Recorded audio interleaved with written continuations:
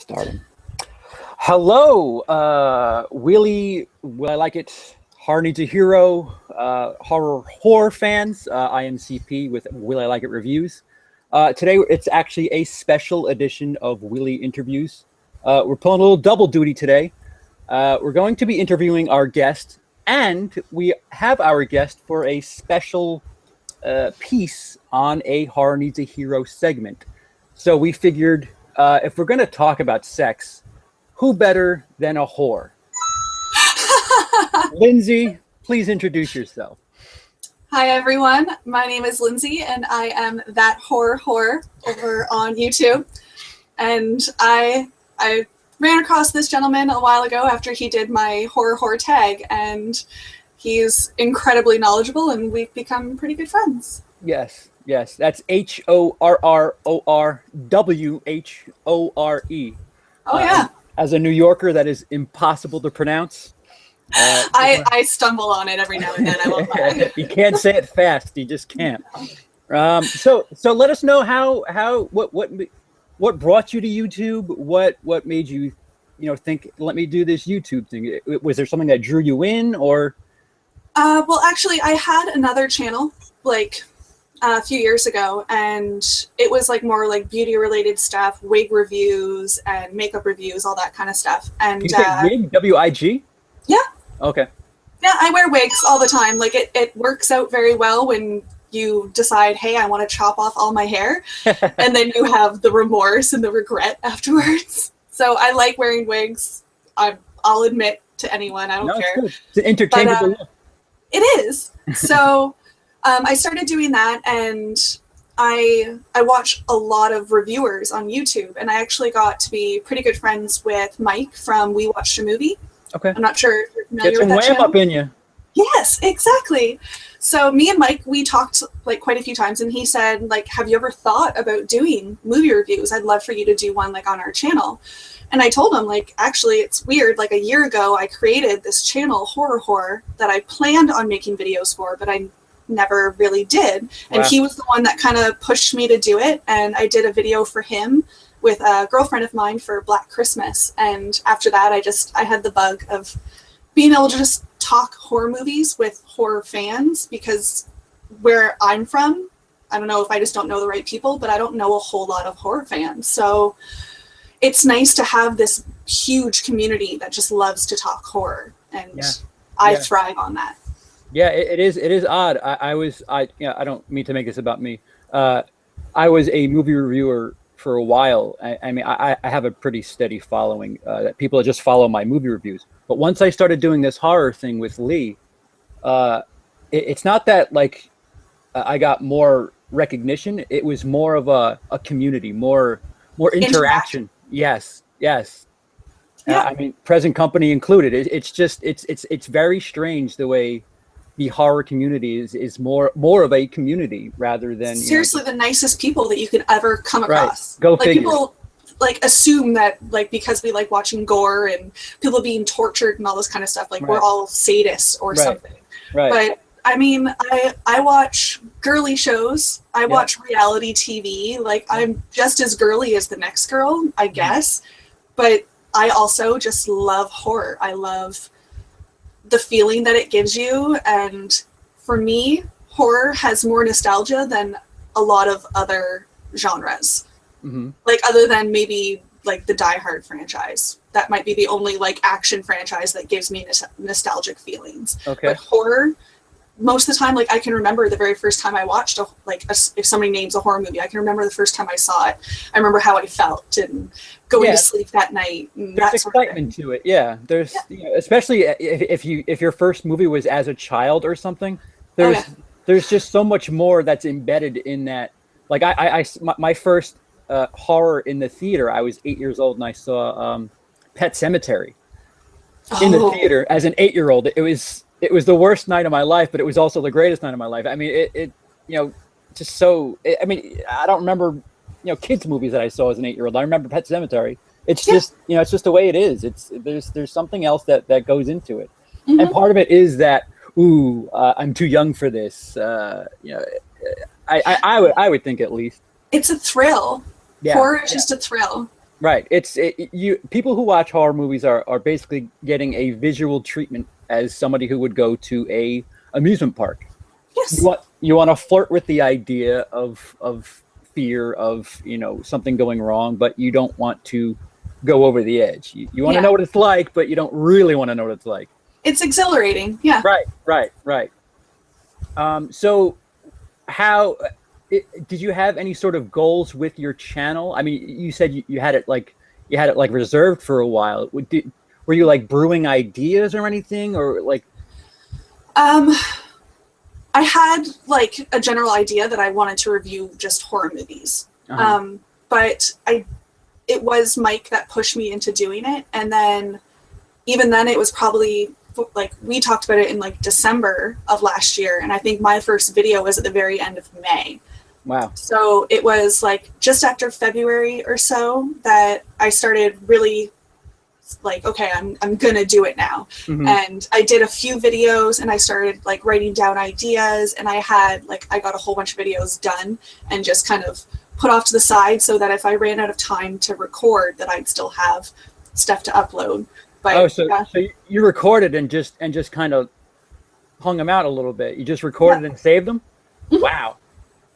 That's impressive. I had like, I think like 15 videos or something like that before I even started uploading. So like there's some that like you can even see just by my hair or whatever, the ones that were older, and then you see my hair changed in the next one, and it wasn't all wigs. So right. Yeah, like I still included some stuff from like I filmed the night before and I'd upload it the next day. But for the most part, I just wanted to have that reserve and backup of talking about horror movies or themes that I enjoyed, so that I didn't keep people waiting, and so that I could continue to work on that interaction with subscribers. Because the worst thing is uploading one video and then people are like, oh, I like this video, and then 2 months later they're like, where's the next one, what's going on? So it's the one thing I've learned is, you know, especially with reviews, if people are your fans, they want a lot. They want refresh rate, they want something new, a lot, and often. Exactly. So I have to say that I came across you through my partner Lee. He did your tag. I think he stumbled across your tag. I don't remember how he did, but I can't remember either. Yeah, he stumbled across it and tagged me, and you know, obviously you go check out, you know, where did this originate, what's going on here. And you have, you know, you don't just do reviews. Was that a plan from the start? How did you figure out to branch yourself?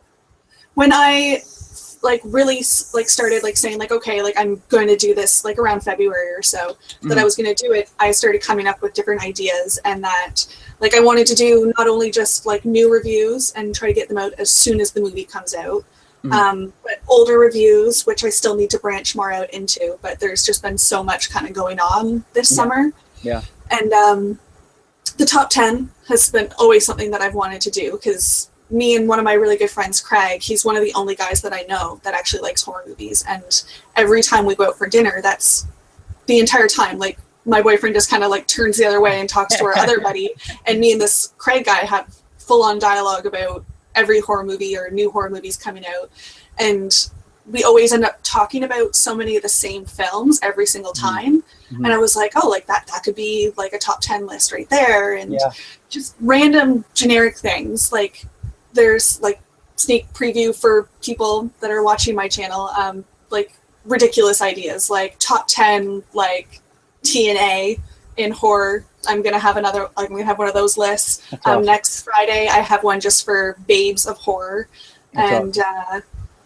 Like just really random things, like top 10 worst choices in a horror movie.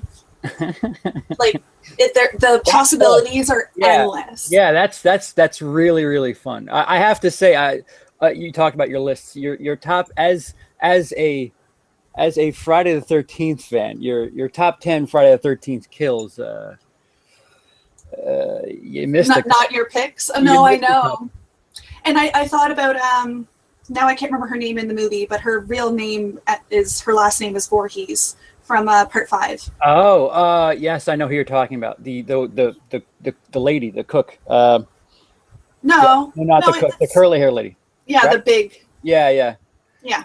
I was like, I probably should have included her, but I don't want to keep including the same people in like different lists, so I am reserving her for another list. Yeah, no, that's fine. I was just having fun. There's no sincerity to anything. But that's another thing with the top 10 list, is that I encourage people to give me their top 10 so that it's just more interaction, and that's I love those. I love hearing other people's. Yeah, it's fun. That's a really good way to open up lines of communication and to get things, to get people doing their own thing. I mean, people get inspired. Like if somebody's like you said on the ledge and not really sure if they want to do something. It could just be something as simple as, oh, well, I'm a big fan of this person and they're asking for a list and I don't agree with it. So let me just do this. And next thing you know, it snowballs. Yeah. There's a girl from Instagram. Actually, there's like 2 different girls from Instagram. There's one, Allie, and I can't remember even what her channel name is. But anyways, her very first video was my horror tag video. That's awesome. And then another girl, the movie Insta, Shelby, if it wasn't her very first video, it was one of her first videos. Same thing. She did my tag because both of them, they wanted to do YouTube channels, but they needed that extra push. So it's inspiring. Well, I think it's just, and that's a great thing about tags, is that like you don't necessarily have to be part of the community. It's a way into a community. Yeah. Even if you don't want to do the video too, you just kind of what if it as you're watching, like, oh, what would my pick be? Yeah. It's good. So the basis of my channel, when the month is over, it'll kind of go back to normal. Will I Like It stands for the viewer. I always try to figure out, I try to be as neutral as possible. I try not to lay my opinion on too much. So as a viewer of mine who's watching, who would you recommend HorrorWhore to? Who would you say, if somebody asked you, will I like your channel, who would you say is your demographic? Who would you say, yes, you would like my channel? Well, mostly horror fans with open minds, which is most horror fans. Right. Because there are times that I am going to be very biased because of my personal, like with my top 10s and stuff like that. But then I'm also encouraging you to hear yours. With my reviews, same thing. Like a lot of the time I try to be, try to look at things from both points, like from like a filmmaker's point of view as well as the viewers.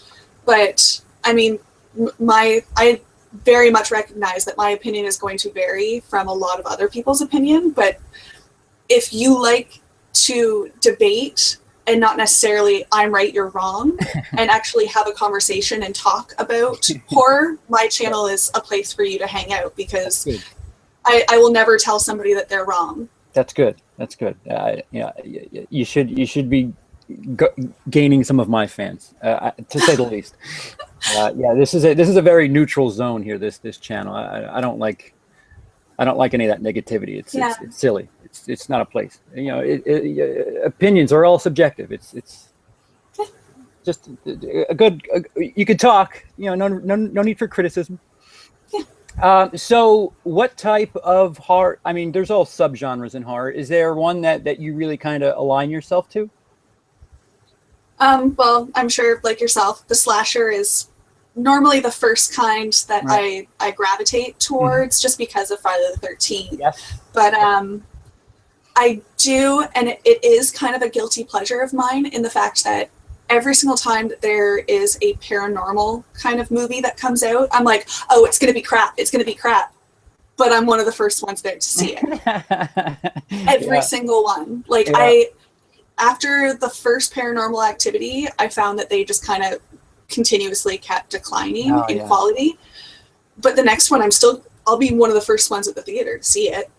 Yeah. So it's a guilty pleasure of mine, and I always like watching those, but I get incredibly excited for like home invasion kind of stuff. Yeah. Like You're Next and The Strangers. I feel like that's as far as modern horror is concerned, modern mainstream horror, that is like the last connection to the slasher genre. As far as, a big budget, something you'll see in the theater.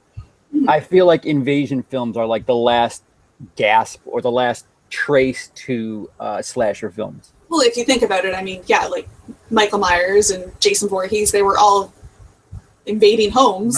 Right. It's kind of the same thing, only flipped. They were, Jason is in Crystal Lake, but people kept invading his home, and he just kind of said, "You guys got to go." This is it's kind of the same thing. Ironically, except for part 4.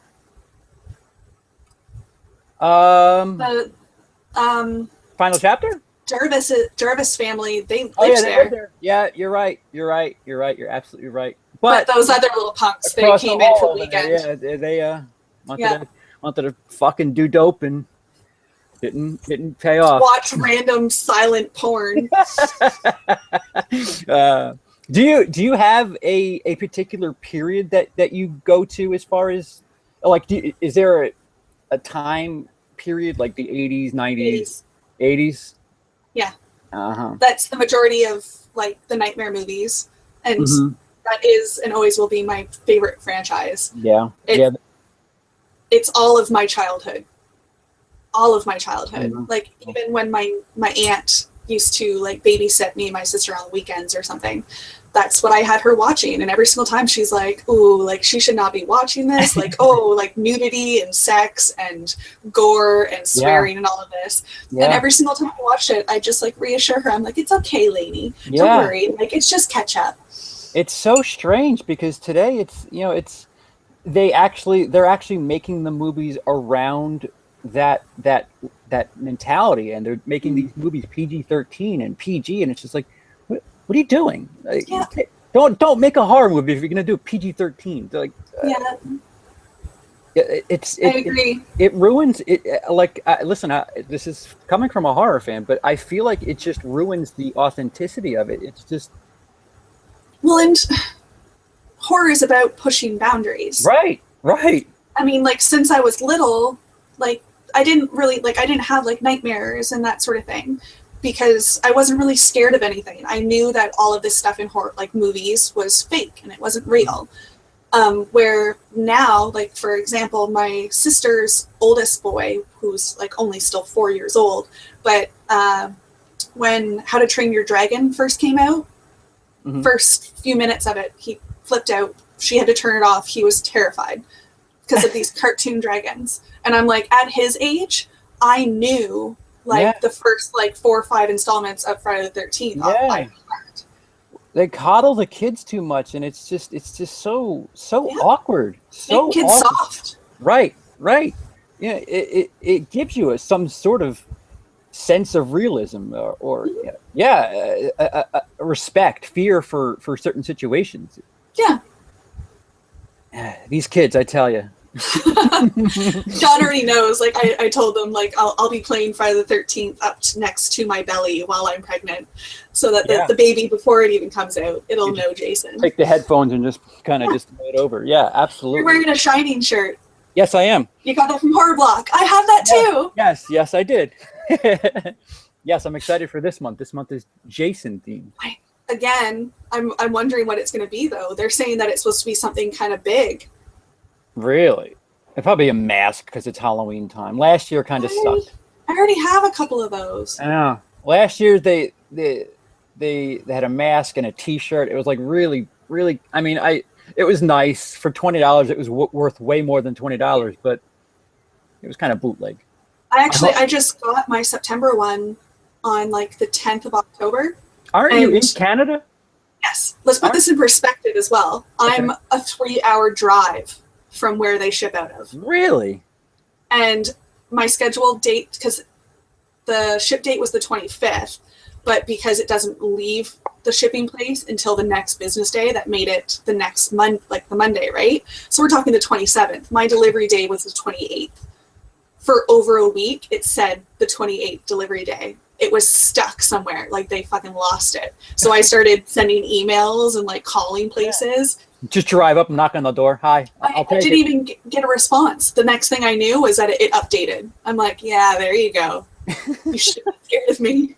That's crazy. They if you're close like that, you would think they could just drive it to you. I get it the very next day. Normally, I've been subscribed for quite a while now, and normally I get it the next day. That's awesome. That's really cool. Yeah, we have to pay. I have to pay like a super ridiculous amount for shipping. Yeah. Because it's got to cross the border. Oh, customs, they're a bitch. Yeah, but it's fine. It's fine. We're gonna segue. Oh wait, I didn't check. Let me just double check to make sure. Oh, yeah. Is nobody, there like questions coming in? That's what I was gonna do right now. I don't know if anybody's watching live. I'm looking upon that right now. Oh, I see my face. That's weird. Oh, do you have it loaded on? Because for some reason. Yeah, it doesn't say anything about viewers or anything, but there is a chat open. Okay, so there's no questions or anything. No questions. Okay. I don't even think that there's anybody watching right now. Hey, that's good. That's good because if anybody stumbles in here, this will be going down.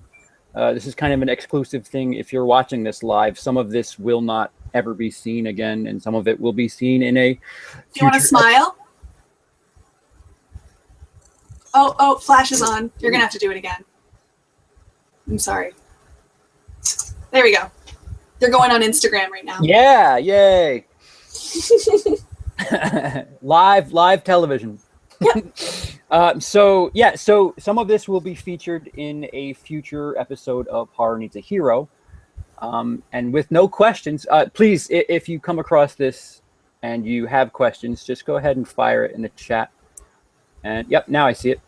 Oh, the blue corners. Yeah. Dennis, thank you, Dennis. If you have anything to ask, you know Dennis? I know Dennis. Big time. I just actually sent him a bunch of Blu-rays, a bunch of horror Blu-rays. And hi, Dennis. So if anybody has questions, go ahead and fire it. I am now aware of the questions, but we're going to be trying to have a little theme here. So with Lee and I, we really have one perspective that's just male. We could try to pretend that we know what the female end of things is, but it's no matter how neutral I think I'm thinking, it's awfully pig-headed to assume that I have an idea of what a female would think. So we're just going to start asking Lindsay some questions about a female perspective on horror, as she is a horror fan. I am female, contrary to popular belief. We can confirm she is female. So what is it if it's not stemming from your childhood? If you could kind of separate that you were raised on horror, what is it that you get from horror? Like what do you go to a horror film to get? What is it that you like need from a horror film when you go to watch one? I feel like there's something about horror movies that even when they're bad, they're good. And sometimes like most like comedies, like bad comedy is bad comedy. Like bad action is bad action, bad romance is bad romance. Where horrors and thrillers, like even if they're not so great, for the most part, as long as like production value is decent and that sort of thing, you're still entertained. And it's kind of like an escape. Yeah. I guess like we talked about before with the roller coaster thing.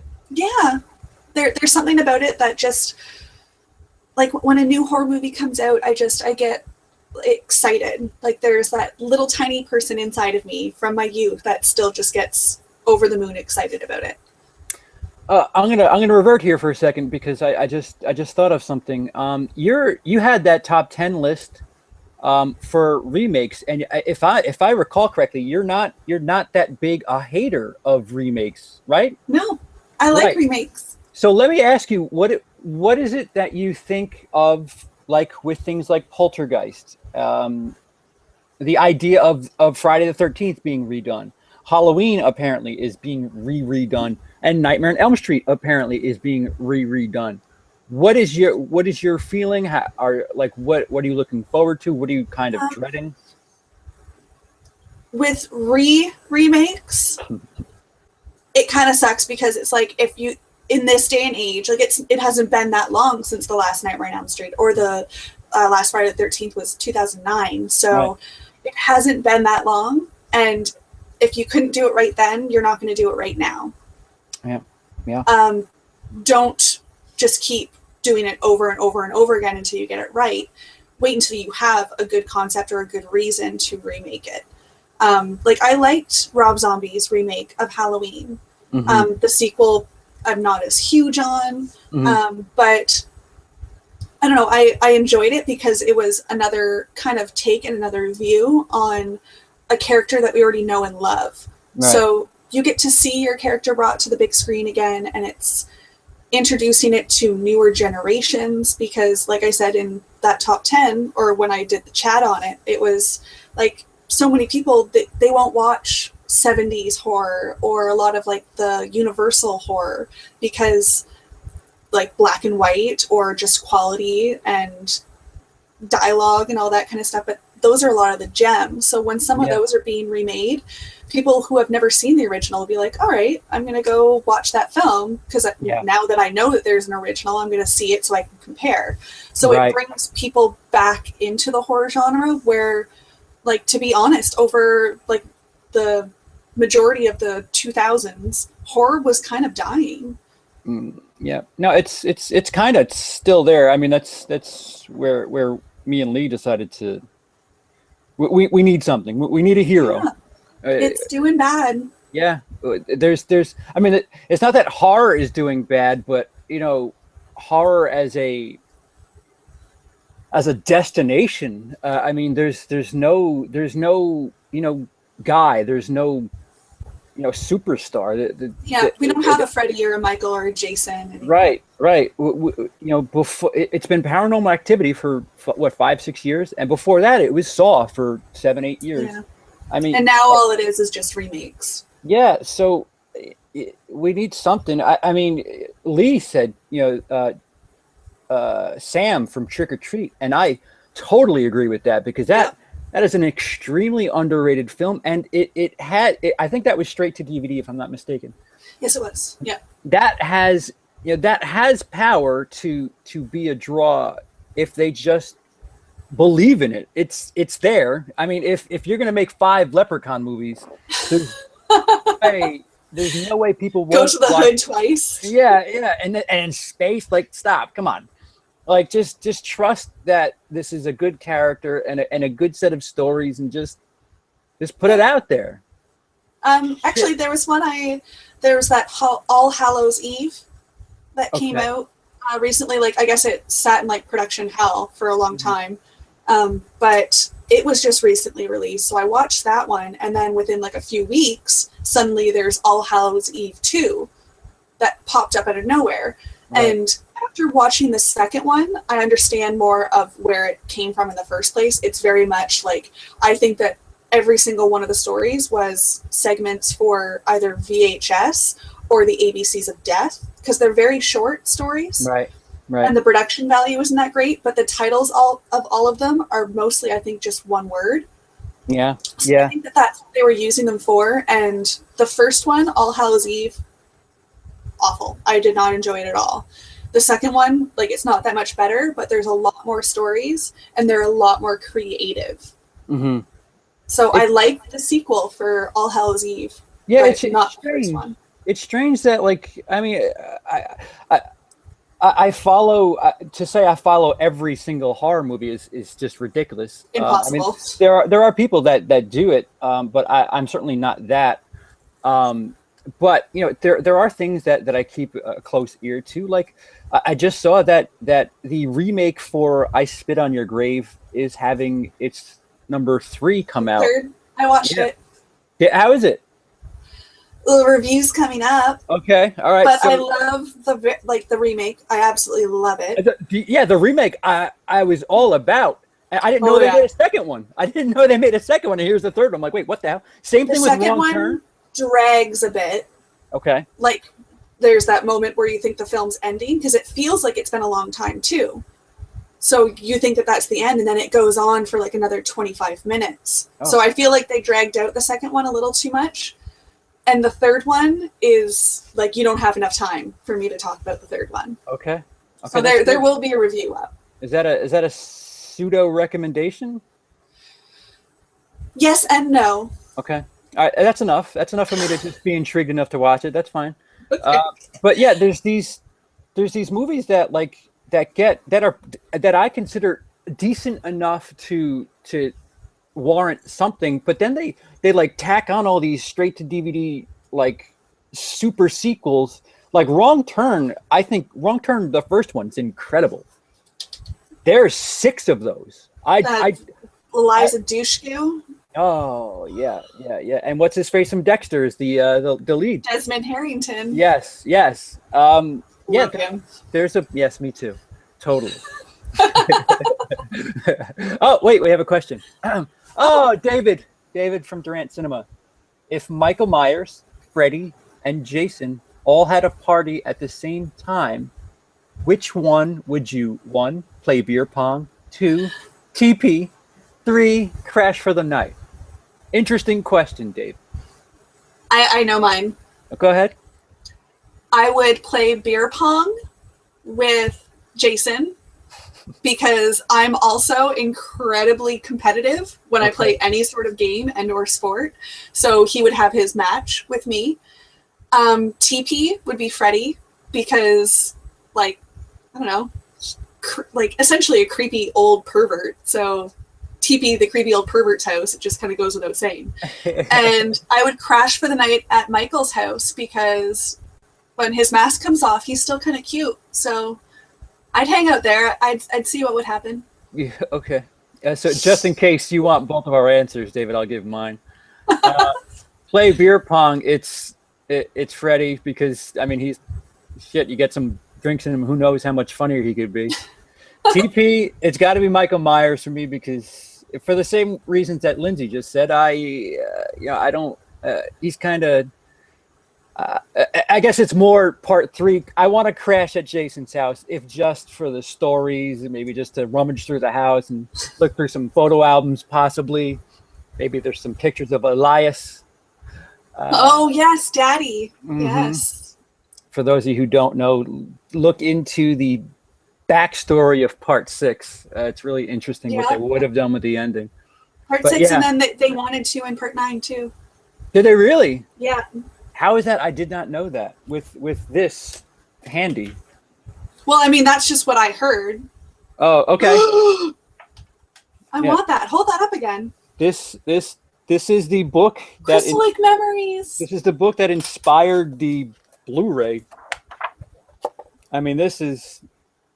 That's beautiful. Yeah. This Christmas list for that special Jason fan. Yeah. MSRP $29.95. Yeah. What? Seriously? That's nothing. $39.95. Excuse me. I paid like $140 for John's on like freaking Batman. Are you kidding me? Yeah, no, it's extensive too. It's really it's a really good read. It's kind of like a hybrid between a coffee table book and like a genuinely decent read. It's a good time. Yeah. I'm sorry. Next in the bathroom. Yeah. I mean, it's right here. I mean, I take notes for anything. It's a must for any Jason fan.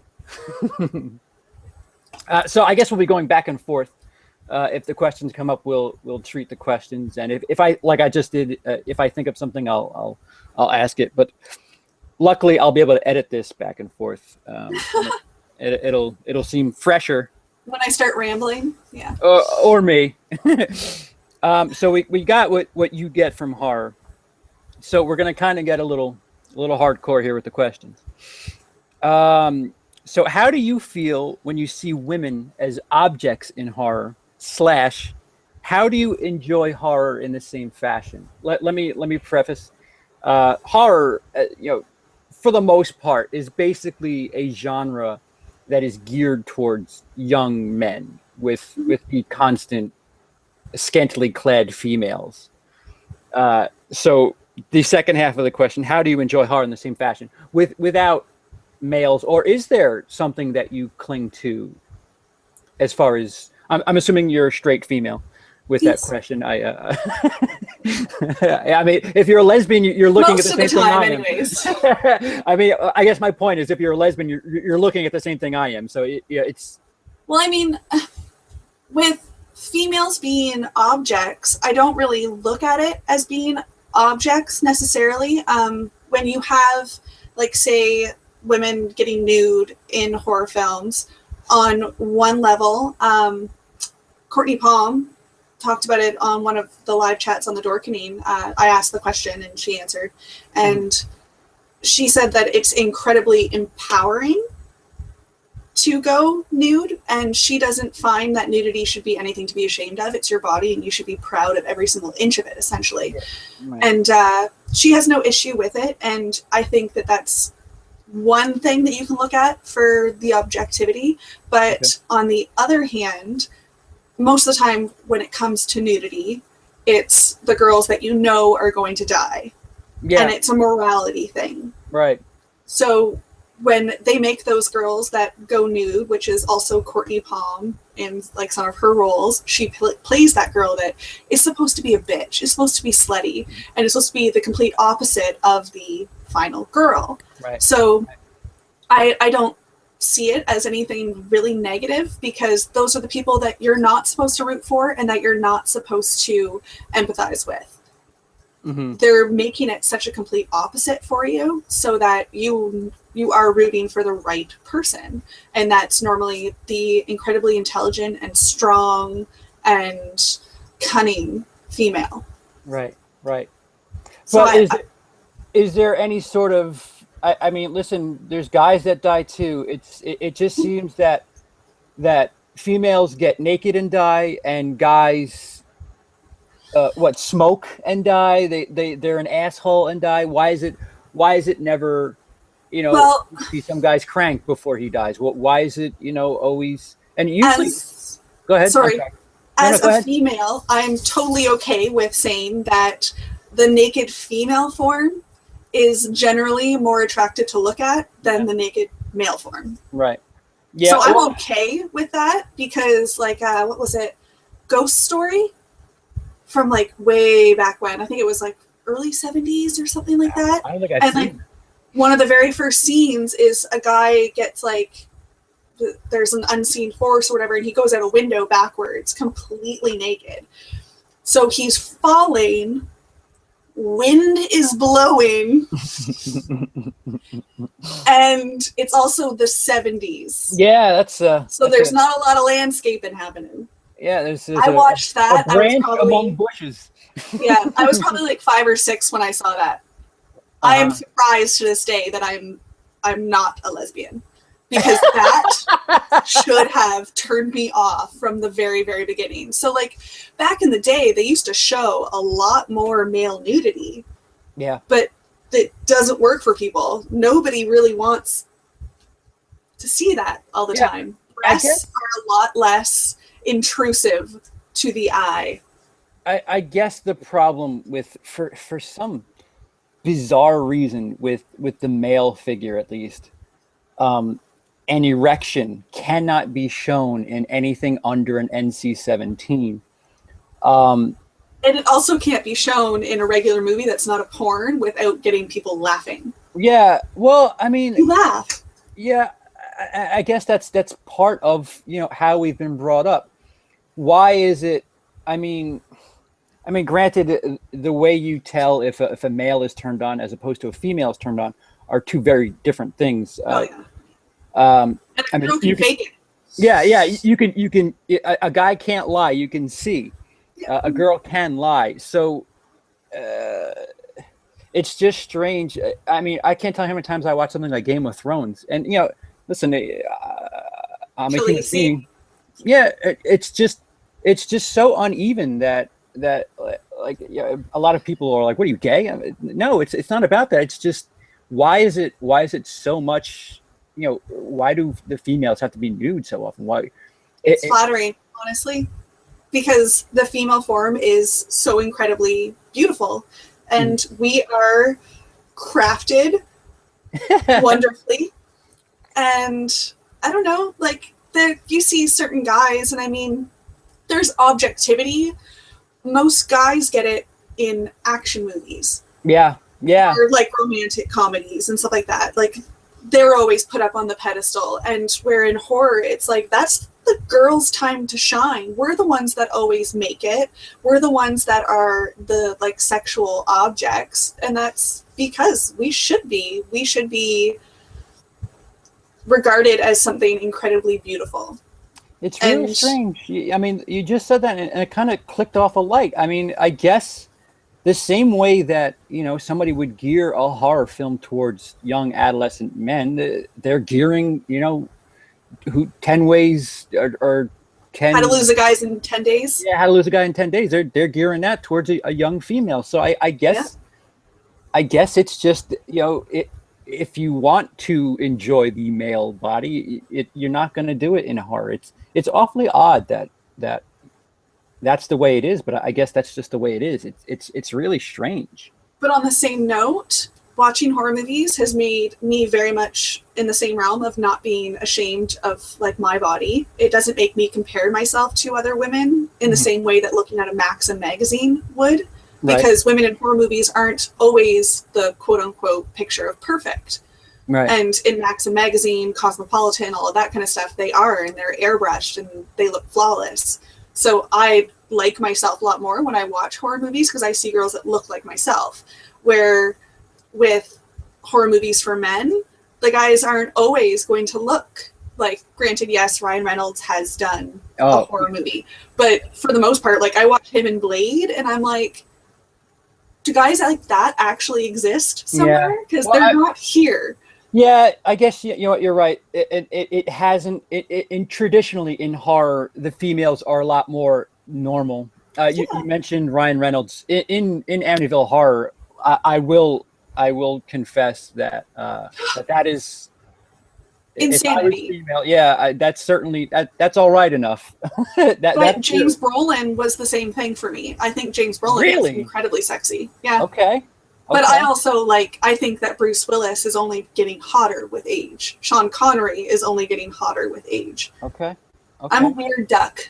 No, that's not incredibly an uncommon stance. I know a lot of people that stance as far as men and their attractiveness. Yes. We've had a flow of comments. Bruce Campbell wanted a horror Expendables-like movie. Who would you cast for the lead roles? I heard about that, and somebody made a fan art movie poster for it too, and I shared it because I'm like, just take my money. I will be there opening day. I think that's a good way to save horror too. Just bring everybody back in this Expendables type movie, and then see whatever happens and throw it on the wall and see what sticks. I say, like, Pinhead, Michael, Jason, Freddy, Leatherface, Chucky, and I don't know. I'd say, just to make shit weird, throw in Pumpkinhead. Yeah, I mean, I would agree. I mean, anything, any film that I mean, if we're not talking about, you know, the red tape or anything that's made money, just and it's a person, Scream. A lucrative franchise. Yeah, just anything that's spawned 2 or 3 movies. Just put it out there and have it be that. I don't know. You could have the xenomorph from Alien or I would like both though. The xenomorph from Alien and Predator lead some sort of legion of their type of people, and they're coming down to Earth and they're gonna wipe us out. But they're supposed to be like against each other. Yeah. So I don't know. The FBI, the CIA decides, listen, we don't. Our army's just not going to be able to handle this. Let's get these psychos that we're telling everybody doesn't exist, that we have locked away somewhere. Let's get all these horror people, and we know they won't die. So let's pit them up against all these crazy aliens and just have a huge, I don't know. I mean, maybe because aliens are pretty, like, even like predators have a difficult time. Yeah. So I mean, how else would you have more than one? I mean, like Freddy and Jason. Like, I mean, I've heard the idea of versus, have them all fight each other. I mean, them down in hell, and Pinhead shows up. Like, no, like what's the problem or whatever. Yeah, that would have been cool. However, yeah, I mean, I'm open to anything. Anything that, like you said before, anything to just get these people on screen. I'd like to hear it. But like, if it's going to be something that like you have to swallow, there's a lot more to it. I would want to see everybody big, and you could even do something meta and have it be like, they have to fight for their roles to live on. You can't get a remake unless you kill so and so. You could have it be like this fourth wall type thing. I don't know. When I think of it, I kind of think, and it's going to sound so random to anyone that hasn't seen it, but as somebody from like 80s, 90s, I hope that this might ring a bell with you. There was a cartoon from, I think it was 1990 or something random like that, but it was like a anti-drugs movie. Okay. And there was like the marijuana devil type guy that looked a lot like Hades from the Hercules Disney movie. Okay. And there was Garfield and Bugs Bunny and like all of those. Yes, and they're all in the same thing together. Yes, I know exactly they're all in there, but they're all against the one thing. Yes. So that's what I think of. Yeah. You're right. Shit, just same thing. I mean, if it's gonna be like the Expendables, why not? Just get them all out there. Or even Arnold Schwarzenegger in the first Expendables, he had like a minute role, but there was not a single person in the entire theater when that movie came out that wasn't flipping out just seeing Arnold on the big screen. Yeah. It's Arnold. It's amazing.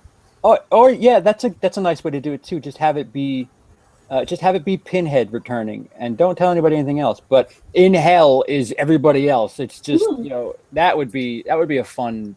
More cameos would be nice, like what they did at the end of Jason Goes to Hell, where you see Freddy's glove grab Jason's mask. Like more things like that, segueing and hinting at another sequel, and you're like, ooh, is it going to be this person versus this person, or like just I don't know, like with what they tried to do with part 6 of Freddy, where Freddy has all those powers because of those dream demons sort of things. Maybe somehow they are connected to the same world that Pinhead's from, and Pinhead controls his powers. Yeah. Just mention it. Don't even touch on it. But just give yourself an out for a sequel. Just be like, this exists. Yeah, this is the same universe. Just in case this is also the same realm as that. So if we want to touch on it later, right now I'm gonna fuck with Freddy and Jason, but we got this over here on the side just in case. Flip. I will not get naked. I'm not being paid enough for this. Oh. I'm glad I turned what the hell am I here for? I'm glad I turned you on, and it's hard to hide it. Ooh la la. And I have a little squiggly, squinting, happy face. So that we're up to date with the questions and comments. Okay. So how do you enjoy horror? Do you have any sort of sexual visual appeal? Well, I guess like Ryan Reynolds in Amityville Horror. Well, if every movie could have the wood chopping scene, I'd be going to see a lot more movies. No, I don't.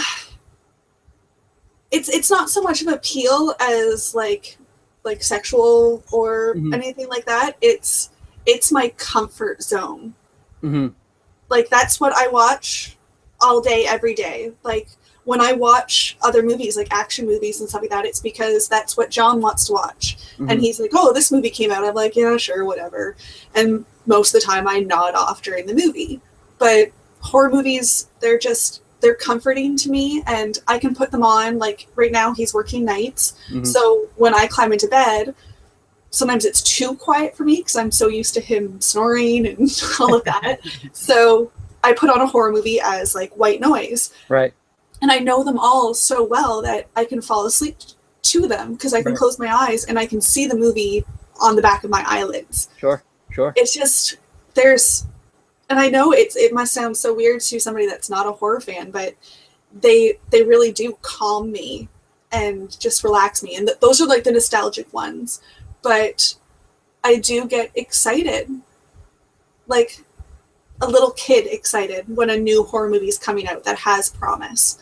Okay, well, let me rearrange the question then. What if, let's say, it's something that give me your least favorite horror movie. Oh, I don't know. The Caretaker? Okay, so with that in mind, let's say you've unseen it. You have no appeal for it. You're just in whatever. They advertise The Caretaker, but there's Ryan Reynolds wood chopping in the trailer. Oh yeah, I'd go see it. So it would play into whether or not you would watch a movie. The appeal would be enough to draw you in. That's okay. That's good. Well, not good, but I mean it's. But it's on the same note as when I see a movie that has Courtney Palm in it, and I have the biggest girl crush on her. Like I might be a hard person to ask like these kind of questions with. Yeah. Because I have no problem looking at a female and being like, yeah, she is hot. I would do her. There's no question about it. I'm kind of the same way. You said Ryan Reynolds. I knew exactly what you were talking about. It's not. I mean, you'd have to be a moron to say that you don't understand. Like anybody who's trying to impress the opposite sex, they're striving towards something. So you have to know what it is that you want to look like, and why would you want to look like that? Because you like people who act like they don't know. They're just stop. You're kidding nobody. Yourself. Yeah, you're kidding nobody. There's nobody on the face of the planet that doesn't want to take a round out of Ryan Reynolds. Right. Like, oh, all right. Right now, you'll trade places with the way he looks. That's all. You're just trading the way you look. You're gonna do it? Oh no. Yeah, I know. Okay. How much is that bridge you're selling? Yeah. See, like the thing is, you touched on something. First of all, the Friday the 13th remake. It had a lot of nudity, and every single female in the Friday the 13th remake was like a 9 plus. They were very, very attractive females. Danielle Panabaker, I don't think that she's really hot. I think she's didn't get cute. Nude, though. She didn't get. And she's cute though, but she's the girl next door, and she was. And I think they actually did a good job with that. Was that she was what you thought was the final girl? Mm-hmm. So what? Spoiler alert! Sorry, anyone who hasn't seen this movie that came out 6 years ago. But yeah, when she dies, everyone was kind of like, "Wait, what? Yeah. What? Yeah. How did this just happen? She's the final girl." Yeah. So they did a good job with that, though. I will give them that. But sexuality sells. Yeah. No. I mean, they do it for a reason, and I mean, it's hard to disprove it. It's just back to what you were talking about before, older horror films and not even all horror films. It's not about, getting the most attractive looking, or, sometimes it isn't, but, for some reason they feel like they have to, Friday the 13th, 1 through 12. I mean, they might've had one knockout, and some films have 0. Yeah. Friday the 13th 6 has 0 nudity, and it's my favorite. So. Yes, actually. Yeah, I mean, there was more tongue-in-cheek comedy. Right. I mean, Darcy DeMoss has that scene where she rides the court in the shirt's just like this. Yeah, but I mean, there's no nudity. I mean, you see side boob, like inside cleavage boob, but no nipple. Right. So, I guess. To look at a different angle of the question that I asked you before, you don't feel a certain way, but how do you feel knowing that? I mean, it'd be interesting to re-ask the question to the actress about how she feels about doing nudity and how she feels empowering, knowing that, whatever she feels, that's not what some people who are watching it are feeling. I mean, yeah. I'm just going to go ahead and cross the line and say that, I'll bet my house that at least one person jerked off to that scene. Oh yeah. So like, that's it's all in where you're coming from. I mean, yeah, you could think you're being empowering standing there as a nude female, but some people aren't perceiving it as, oh my God, she's so strong. She's a really. I might also be desensitized to it as well, though, right. as a horror fan. But I don't know, like when I see nudity, like there's sometimes where it's after the movie is over that somebody talks about how great this girl's tits were or something like that. And then I have to think back on it and then I evaluate it, because when it's happening in the movie, I don't even normally register that it's happening, because skin is skin. Just some girls have more meat behind the nipple than, like, some people have more meat behind the nipple than other people do, being men versus women, which some men have more meat behind the nipple than some of the women that I know. So it can go both ways. Yeah. But yeah. either way, it's just a body. I mean, it's not that big of a deal. Mm-hmm. If you can't handle seeing a naked body, then you shouldn't be watching anything, essentially, because you should be sitting in your parents' basement being sheltered from the world, because that is the world. You are going to see nudity. It's out there. And I don't know. I don't even recognize it as much as I think maybe I should. Mm-hmm. But there's nudity, and it's not until after the movie, until somebody else brings it up, and I'm like, oh, I didn't even realize that there was that many, like, nude scenes. It just kind of goes by me, because I'm like, oh, like, yeah, she's attractive before she even takes her top off. Yeah. It's I guess it is. I guess it is a little different. I mean, see, it's strange because the perspective of a male, especially with horror, there's this notion that, oh, you know what? I'm gonna watch a movie. There's 5 girls here. This one's kind of acting a little slutty. There's a good chance I'm gonna see her naked. And it's just kind of something that's kind of installed in the framework of a horror film. That can't be this. I mean, I watch a horror film, and if you give me 5 horrors to watch, I could probably pick at least 3 where I'm like, okay, that one's going to get naked. There's no way you feel the same way. There's no way you go into a horror film and say, oh, that guy's going to show his ass or something like that. No, guys, no. When you do see, like, guy butt, it's kind of like always like, ooh, hey, there's guy butt. Yeah. So how does that make you feel? I mean, sure, you're desensitized to it, but is there no, that's not fair? I have guy butt at home. I don't need to go to the movies to see it. Oh, don't give me that. We're so past all that nonsense. No, really, like, I don't care. Like, if I wanted to see guy butt that badly, I would, at the least, turn on porn or something like that. Like, it doesn't matter. Like, butts are butts. I don't Ryan know. Reynolds chopping a tree, though. Yeah, no, that was great, but I also was one of those people after the movie that said, like, that they could have put so many different people in that role. They picked Ryan Reynolds because of the body that he put on making Blade Trinity, because he ripped himself to do that movie. And I'm like, it was great marketing strategy for them, and they're going to get a lot of money just because he's in the main role, but they didn't need to do Ryan Reynolds. They didn't have to. And they didn't have to have him shirtless so often. But it's a marketing thing because they geared that one to a lower demographic of age, where it wasn't like rated R or anything like that. You had some of the teeny girls or early 20s going to see those movies because they want to see Ryan Reynolds do anything. Right. So with that stance that you have, I'm going to kind of sidestep here and skip over.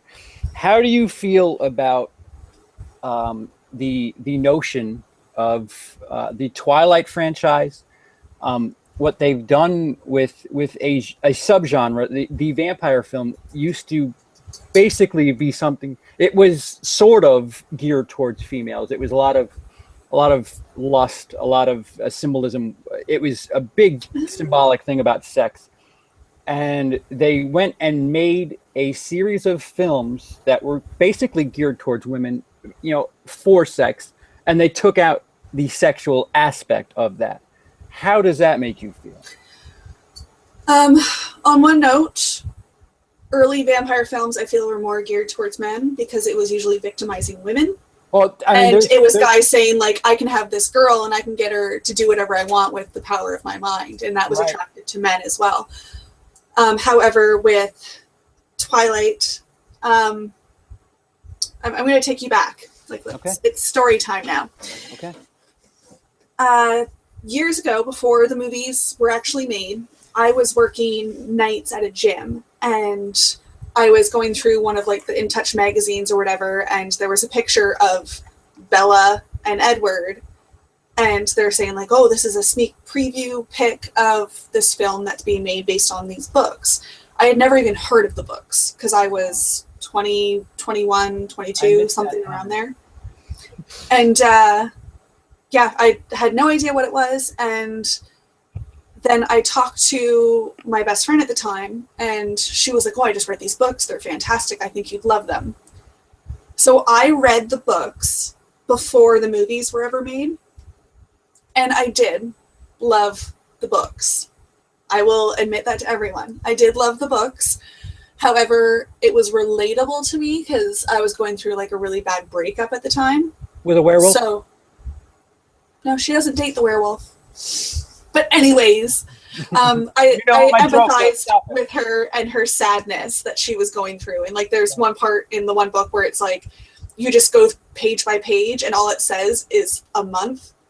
So it's all she does for 4 months is nothing. She just sits there. And I felt so sad with that. And then the movie started coming out, and that changed. Because they capitalized on the teen aspect of it rather than what it could have been. I feel like they missed out on what that series could have been. It could have been a lot darker. It could have been much darker. And you can see later with the very last installment, they tried to make it a little bit darker with the fights and that sort of thing, but they ventured so far from it, it was hard to get back there. So I do feel that the Twilight series has forever damaged the vampire image. Mm-hmm. The vampire image in movies.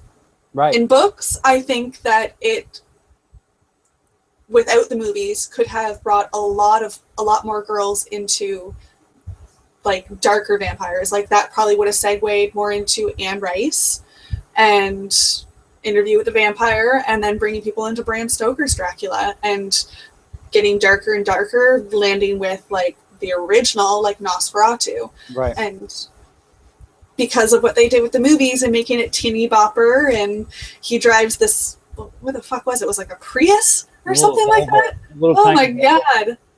I don't even know girls that drive that car. Yeah. Yeah. So they destroyed it.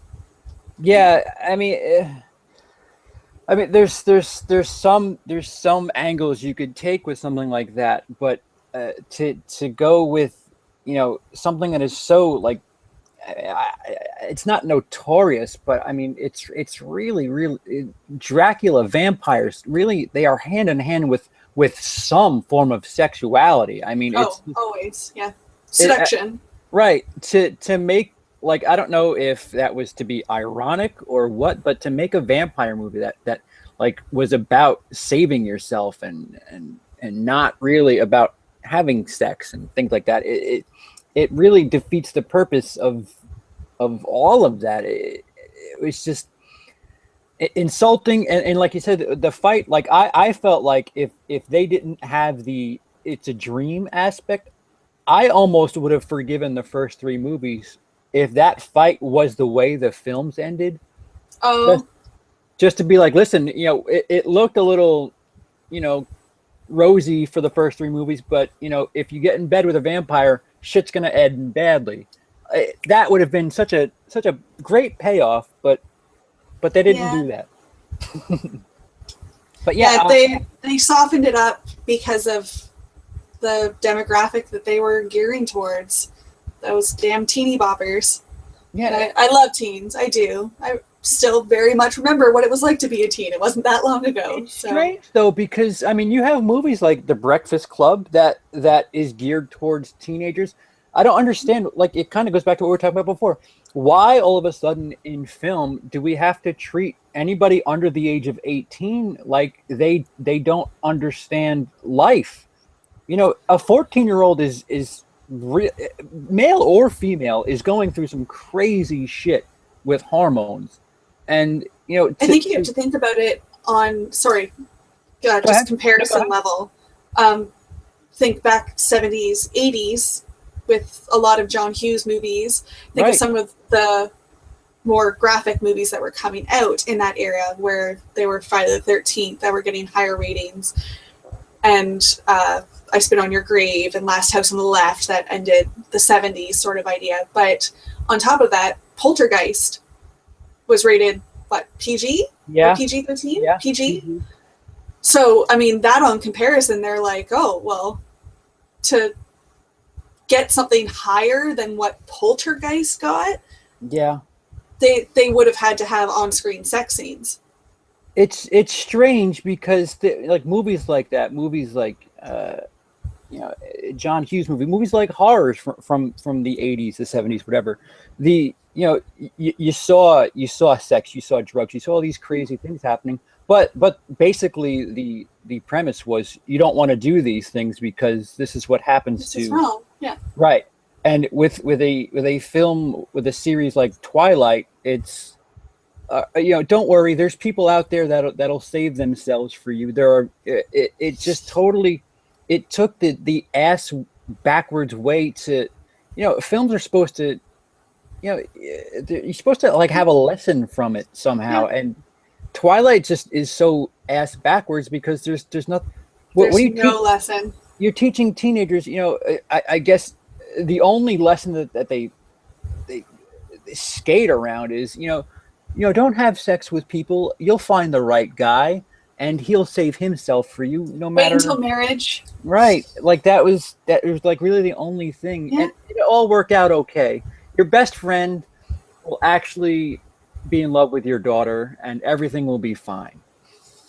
Your little love triangle will work itself out. It's just really, it's bad on a ton of levels. I mean, the first movie I don't think is bad. Like when people say it's like a 3 out of 10, like that's silly. It's not that bad. Is it hokey? Yes. Is it silly, ridiculous? Yes. It's not a terrible film. It's just, you know, unrealistic. It's not.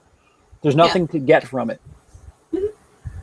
But yeah, what do you think the next major step for a vampire film is with that big dent in the genre? Make them terrifying again. Bring back, like, not remake of Fright Night, but like the idea of that.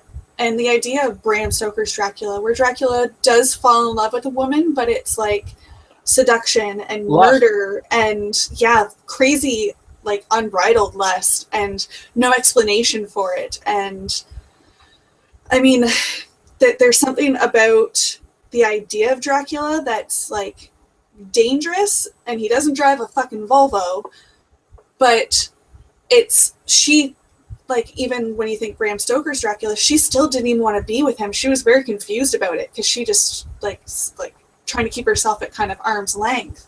And just, I don't know, just make them terrifying again. Like, I think of Salem's Lot, and I think of them just being like very, very creepy. And like, I think of that little boy outside the window. Like, kids as monsters, I think is exceptionally creepy because it's one extreme to the other, like innocence to evil. Right. And I mean, that little boy floating outside that window. Oh yeah. Oh yeah. Yeah, that's a creepy image.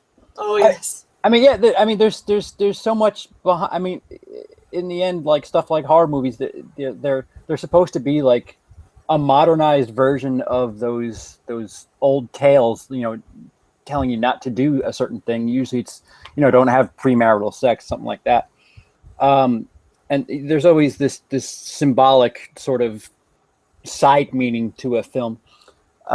They always allude to a vampire movie as you're draw you the person the Dracula, the vampire, whoever is, you're afraid of him, but for some reason you're still attracted to him. I've heard vampire movies compared to a drug addiction where it's bad for you, but you're still drawn in, and there's nothing you can do to stop yourself from it. If they can kind of go in a really, really dark path with the things we were saying, with really terrifying images, and really get deep with it. I don't know.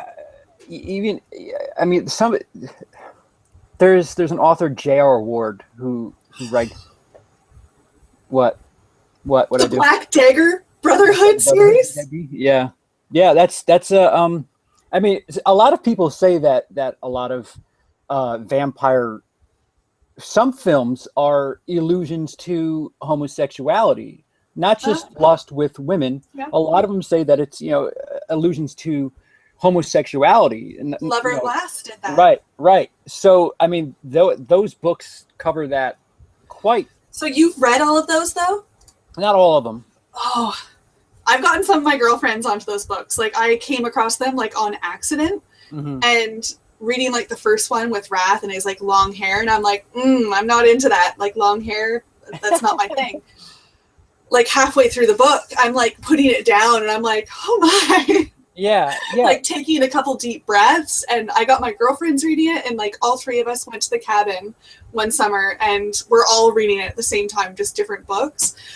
And we'd get up early in the mornings before we went to the beach and started reading, just so we'd have like an hour or so just to talk about what was going on and our favorite characters and like which brothers we liked more. But they are so incredibly sexy.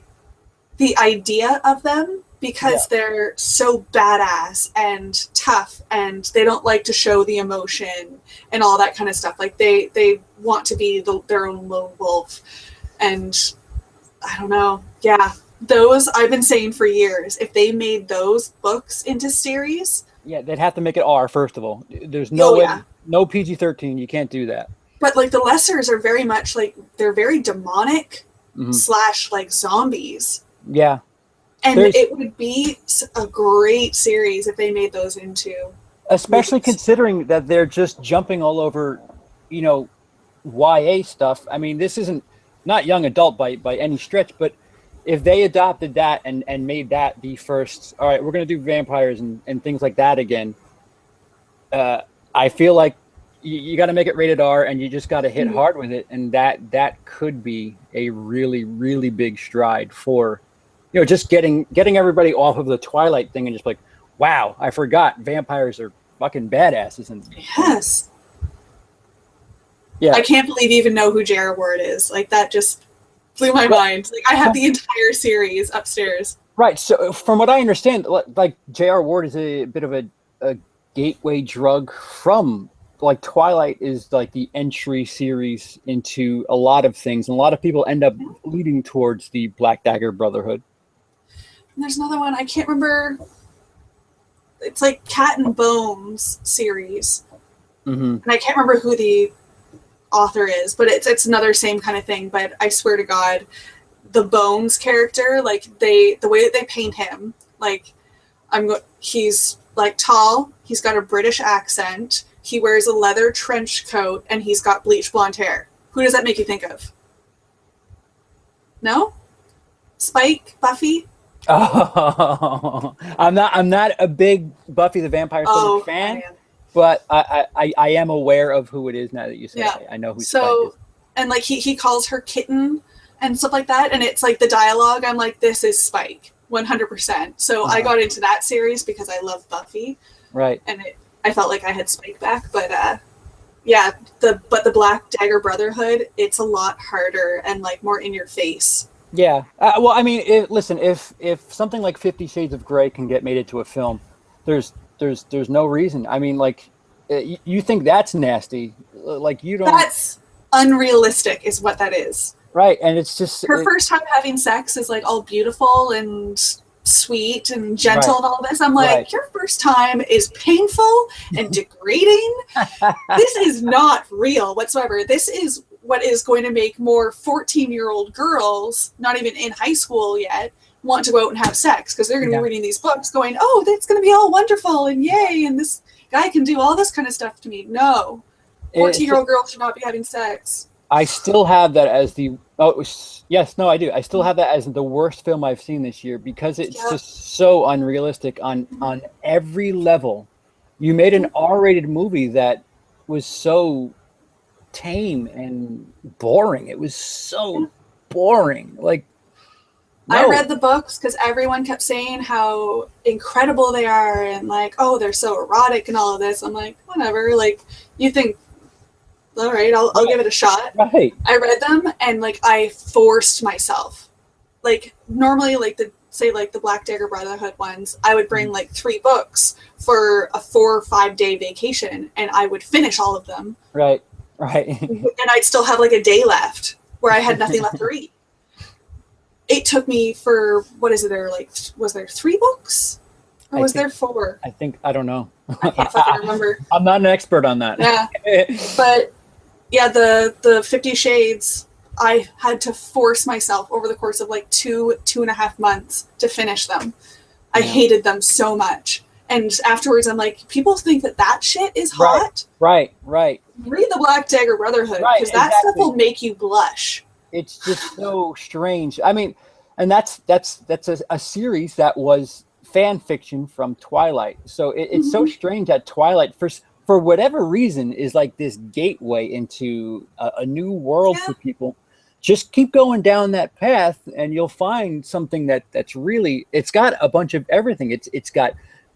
You've got some series that cover the true hardcore, what vampires are supposed to be. You have the true sexual aspect. You have all that lust stuff, and you have a little bit of underworld in Black Dagger Brotherhood. There's just it seems like these big books. Stop making those. Make a better film, and you'd be surprised if you put out that story that not nobody knows, but not enough people know. Yeah. And then you less get expectations sort of thing, and shock people. Right. It's just I can't wait till this fad of young adult books just goes away or dies down, or it's good for nobody, because then the young adult grows up. I mean, the 15-year-old that Twilight was geared towards back in 2008 is now 22. Same emotion feeling for that that many years after. No. So I mean, that young 15-year-old girl is probably looking at something else for this same feeling she would have wanted at that time. She's looking at a different movie now. Where something like Dracula, you're looking in the same place. Breakfast Club, it's not the same thing. It's not the same emotions, but Breakfast Club covered things that you could watch 20 years later and be like, yeah, you know what, that relates to a lot of stuff that I'm thinking. I'm John Hughes. Yep. He did everything. He did everything, and he did it well. Yep. So away from books and back to the films, we'll go back to the Final Girls. How do you feel about Final Girls? What is there any sort of like the film, or no, we'll get to that later. The concept. I want to close with that because I've just been dying to talk about that film with anybody. Okay. The concept, like, is there sort of a I don't know, does it always have to be a girl? Does it always have to be a virgin? How do you feel about the trope? The girl doesn't have sex is going to be at the end, and it's always going to be a girl. And you know what? And there has been some, and like I feel like I need to start making lists because there are some like where the final girl is not a virgin and she's not the sweet girl and stuff like that. Like, well, Zombievers is a good example. I've never seen that movie. Oh, I'm sorry. It's fine. I mean, trying to think of like some other ones. Like, it doesn't always have to be, and I like that in our generation now, where the final girl from the '80s was that type of woman, where now they're like, oh well, we're gonna switch shit up on you. The chick that survives is going to be the slutty one, the one that's bitchy and mean to everyone and backstabber and like, just kind of surprise people. And I think that that's a great opportunity that was set up from the 80s. Normally they wouldn't have that kind of opportunity if we weren't programmed to expect it. Right. But on the other hand, like, I kind of like it. Like, it's a morality thing. You don't want the bad girl to survive. You want to empathize and relate to and imagine yourself in the shoes of the final girl. You don't want to be the one that dies. You want to be the one that survives. So being able to empathize with that person, there's not a girl on the face of the planet that wants to think of themselves as the slut. They want to think of themselves as the nice girl, which I am. The horror nice girl. Yes. It's just a name.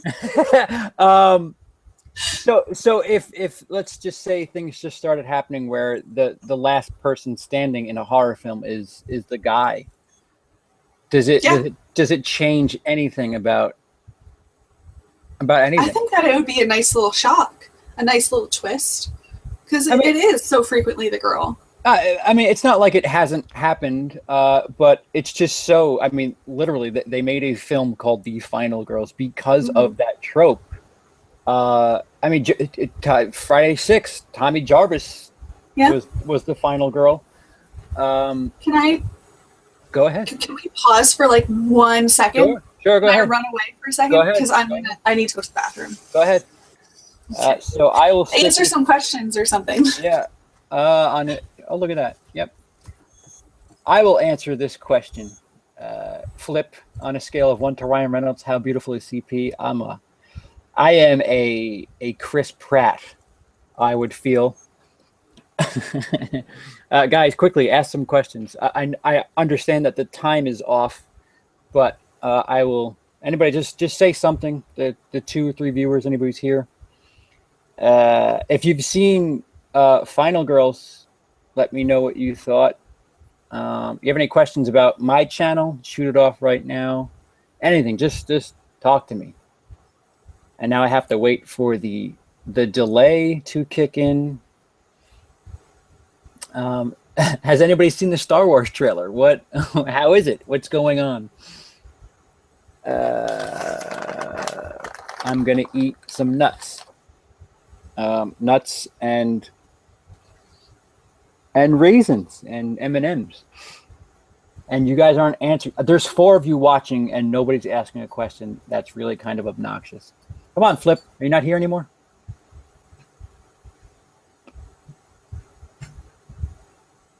Would it be better if I said that I was more of a lower scale of Ryan Reynolds? I guess it would be. Chris Pratt is not like Ryan Reynolds. I would say that's a lower step. Chris Pratt? I think you were asked, on a scale of 1 to Ryan Reynolds, how beautiful is CP? Actually, I would put you on the Chris Pratt level because you're so funny. Yeah, thank you. Yeah, because that's what I love about Chris Pratt like the most, is that he's the comedy guy. He's so funny without really having to try, where I feel like Ryan Reynolds has to try a little bit more. Yeah, I certainly have to try, but I'll take that. You make me laugh. Yeah, thank you. Oh, here we go. See, I asked a question. Do I like any other genres a lot as well? Yeah, I like slashers. I like slashers a lot. I feel like something that I would lean to, oddly enough, if I had to pick like a secondary, I think it's also who's my favorite actor. My favorite actor is Leonardo DiCaprio. Oh, I used to love Leo. There's no used to. He didn't do anything wrong to anybody. He shouldn't have lost your vote. Oddly enough, torture porn, for some reason, I don't have a problem with it. Like, I'm not really offended by imagery. So it's a movie. It's fake. It's it's shock value. It's the same corn syrup. I really enjoyed Green Inferno, and that was torture porn. It was whatever. For like 3 minutes of it, yeah. Yeah, I mean, like, people talk about like the shit scene was stupid and hokey, but like, that's Eli Roth. I was just gonna say, like, what have you seen anything else by him? Yeah. Right, like stop, like don't watch Cabin Fever, like some of the stuff that like the kids in Hostel, like like the smoking pot. I'm like, that is a pretty standard theme in anything that Eli Roth is connected to, even if he's not writer director, even if he's just producer, they're gonna have smoking weed in there. Like, these people never saw horror movies before. Whereas Rudolph, I'm actually a little bit better. I'm not cold anymore. Thank you for your concern, Dan. Oh. I had a really red nose. The genre thing, is that just like with like subgenre of horror, or just, can we talk about any genre? Go ahead. No, because I have a secret, like, little love of a certain genre. Go ahead. Lifetime movies. Really? It's a sickness. I don't know, but like, I like the ones that are like based on true stories and stuff. Yeah. All right. So the stuff that kind of ends up on ID is what you're talking about? I don't know what's that. Something Discovery. We have these channels in the States that, like, there's like 3 of them where they're like all like crime shows, and some of them it's like Lifetime, but they're mostly true stories. And like, I think another thing with the Lifetime one is that a lot of the stories, a lot of them generate to high school and people in high school. Like, there was the one, I can't remember what it's called, but there was a young Hispanic woman. Mm-hmm. She was born as a male, and then down the road she ended up being beaten for like 6 hours and like bagged and like left for dead. Oh. And there was a big trial about it and stuff like that, and that's a true story that actually happened. There's like one about like a girl, by her boyfriend hit her and all this kind of stuff, and one thing led to another. It kept getting worse and worse and worse, and he killed her. And like, just like stuff like that. But I think another high school aspect for me was like, I didn't have a boyfriend in high school, and like, I didn't have all these kind of experiences. Like, I was very much like the homebody nerd in high school. Right. So watching those, like, it's, I don't know. And I think it's some of the scariest things in life as well are the things that do happen and can happen. Sure. So people's prejudices and abusive loved ones and like teen pregnancy and all that kind of stuff. Like, it's entertaining to watch, and it is scary to watch because you know what's happening all over. Yeah. Real life horror. Yeah. I don't know. It's a guilty pleasure of mine. Yeah. Like, I will back-to-back watch Lifetime movies. Yeah, there's some that, like, it's like you said, if you know it happened, it's a little bit more a little bit more frightening. I'm pretty sure there's some that you're talking about that, like, I'll go on, I'll have to send you something to give you a description of the channel that I'm talking about, where it's something where they talk about like real life crimes, and they have like these dramatizations, and like they have these shows called like crazy women that just go off the beaten path and end up murdering their husband. There's enough of them to have a show about real life women that just go apeshit and murder their husbands. So, like, some of these stories are interesting, and it's like you said, real life horror. It's just like, oh well, maybe you shouldn't cheat on your wife every night, and not check your soup for poison. Like, it is. It's some of it's interesting. I just wish some of the the quality, the production quality would be a teeny bit better. And acting, like in the 90s, they had a lot of them, the actors and actresses were like Mark Paul Gosselaar and Tiffany Amber Thiessen and Tori Spelling and what's that chick from Full House? CJ from Full House. CJ. Wait a minute. She was the hot older sister, right? Not Candace Bergen. Yeah, that's the one. Okay, Candace Cameron. Candace Cameron, yeah, that's she was in a couple of those. Really? Oh yeah. But those are the ones that I love. That's funny. Yeah, some of them. I mean, I remember Sarah Jessica Parker was in one that she had these kids and she just kept dragging them all over the place that I really liked. I forgot what the fuck. Again, true story. I don't remember what the name of the movie was, but she had these kids and she was just a terrible mom, but she just kept dragging them anywhere she went. And it's terrible. I know that it's dramatized, but some of it's based in truth, and it's just so terrible. But yeah, it's like you said, it's knowing that someone did something like that. It's just like, no. It's like watching a car accident. Yeah. Yes. It's horrible to see, and you're like, oh, this is so terrible. I can't believe this is happening. Yep. But yet you still watch. Yeah, and then you're like, oh my God, it's been 7 hours. I didn't know that they had a marathon. What happened? What did I do?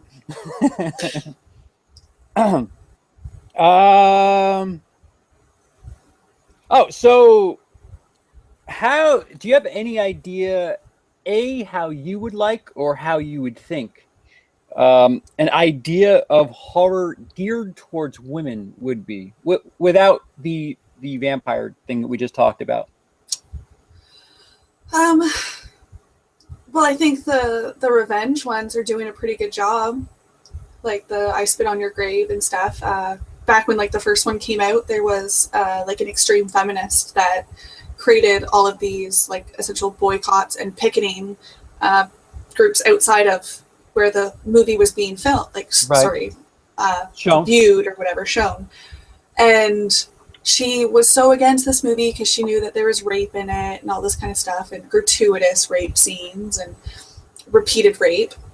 And she was totally against it. And then like months later, she watched it and she made a public rebuttal and said, I'm sorry. Every woman should go see this movie because it is so incredibly empowering, because no matter what you do to a woman, she will come back and she will rise again and she will fuck, you will pay. Yeah. So I think revenge movies are a great way to bring women into horror. And another one, like also kind of on revenge path as well, like Witches of Eastwick.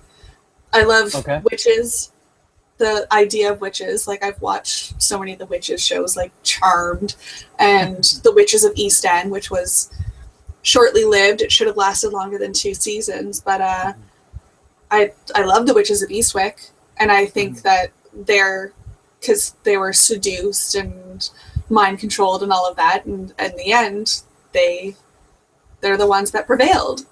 So I think that anytime that the woman gets the revenge and comes out on top, that's one of the best ways to bring women into horror. I mean, and it is. It's like the final girl trope, but with an added plus. It's like not push her to the extreme. Right.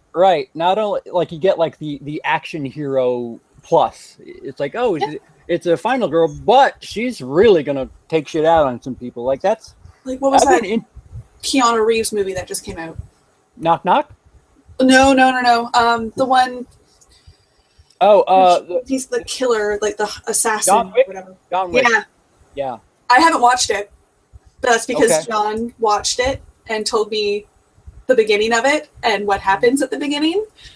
And as he's telling me, I started tearing up. He's like, no, I cried. You cannot watch this movie. Because he knows that it would destroy me. I don't understand. It's strange. A lot of people align themselves to animals a lot. Like, somebody could watch a movie where 55 kids get murdered and they're fine with it. But you kill one dog and there's problems. Sometimes it depends, too. Like, where, like, something like that, like where kids are dying or something like that, my sister would probably get upset, but she has 2 young boys under the age of 4 at home, and she's pregnant with the 3rd. Right. So that she would probably find more emotional. Where me, my kids were my dogs. Like, right. I got Edward at a very low point in my life, and he became my reason to get up every single morning. Like, he became everything that I looked forward to every single day. So that's why I align myself with dogs so much. Because, I mean, like, they're sunshine of days. They shouldn't be being punished because we do something wrong, because that's what always happens. Wait a minute. You have John now, so it's not like, I mean, how do I say this? It's not that when insert generic horror movie here, when those people get murdered, you don't really have any sort of attachment to those characters.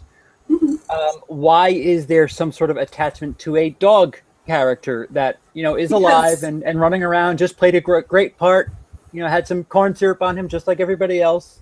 Most of the people in movies are flawed. Well, how do you know the dog is not flawed? We don't have a backstory. Because animals love unconditionally. Oh, no. Animals don't do the drugs. Animals don't backstab people. Animals don't have, like, gratuitous sex. Well, some animals in the wild may, but I mean, they're the innocent ones. They don't do anything wrong. They, like, look at, like, part 4, like, the dog sees Jason, he's just like, yeah, I don't need this shit. And he throws himself out the window. He's like, peace out.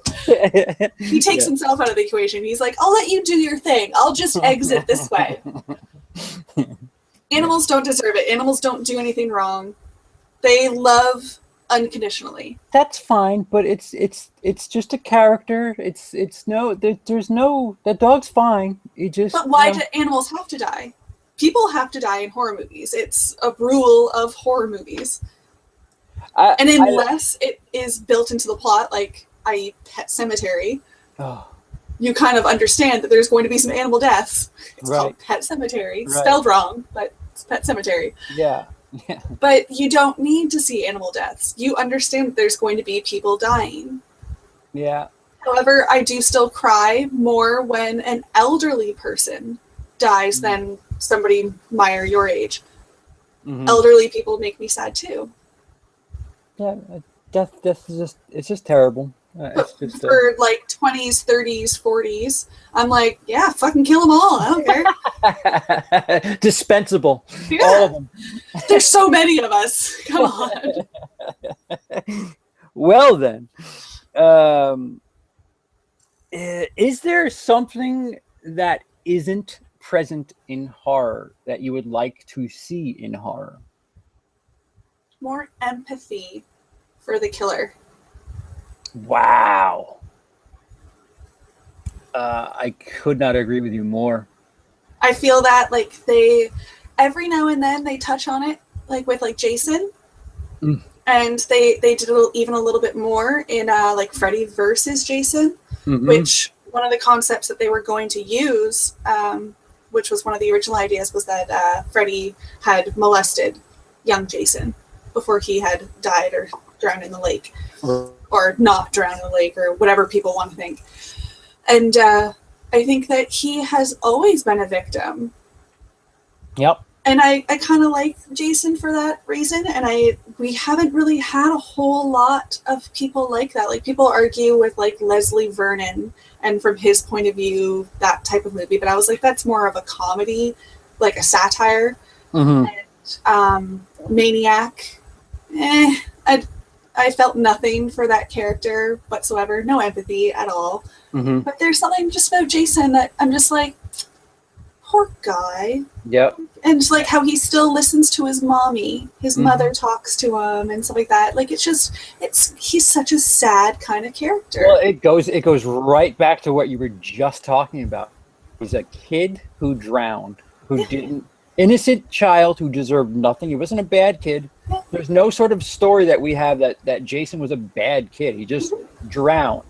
He was a little different, and the counselors fucked up and neglected him. Yeah. So, and he witnessed his mom die. He wasn't a very strong swimmer. Yeah. Yeah. I feel like, I mean, what basically you're talking about is you're talking about a horror film that becomes a film, because horror, they never take the time to give stories like that. Yeah. They can't without throwing a death in there, and it's kind of sad that that's the way it is. I really feel like if they were to redo Friday the 13th and really take the first half an hour, have no deaths, no murders, no nothing, and just build that Pamela Jason relationship. Shit, make Elias in there too. Make him some sort of element to why they're fucked up. Have him beat her or them or something that that makes them turn and like. I mean, a lot of us fans, like you're talking about just now, we connect those dots. Just go ahead and make that movie that the other people aren't doing. Yeah. Just give them, the other people that aren't even thinking of those dots to connect, and you'd have a film. You wouldn't have a horror movie. You'd have a film where you're like, sorry. Go ahead.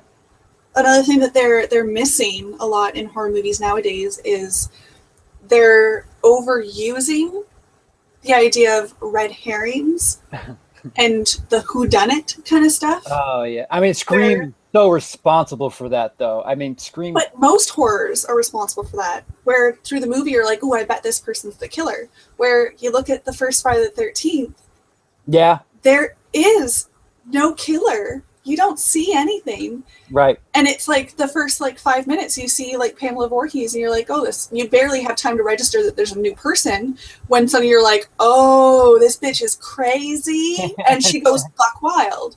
Yeah. It happens so quickly. She appears a few times throughout the film, or she's in the background or anything like that. She's just, it's like, hey, I'm here, and by the way, I'm the killer. Yeah.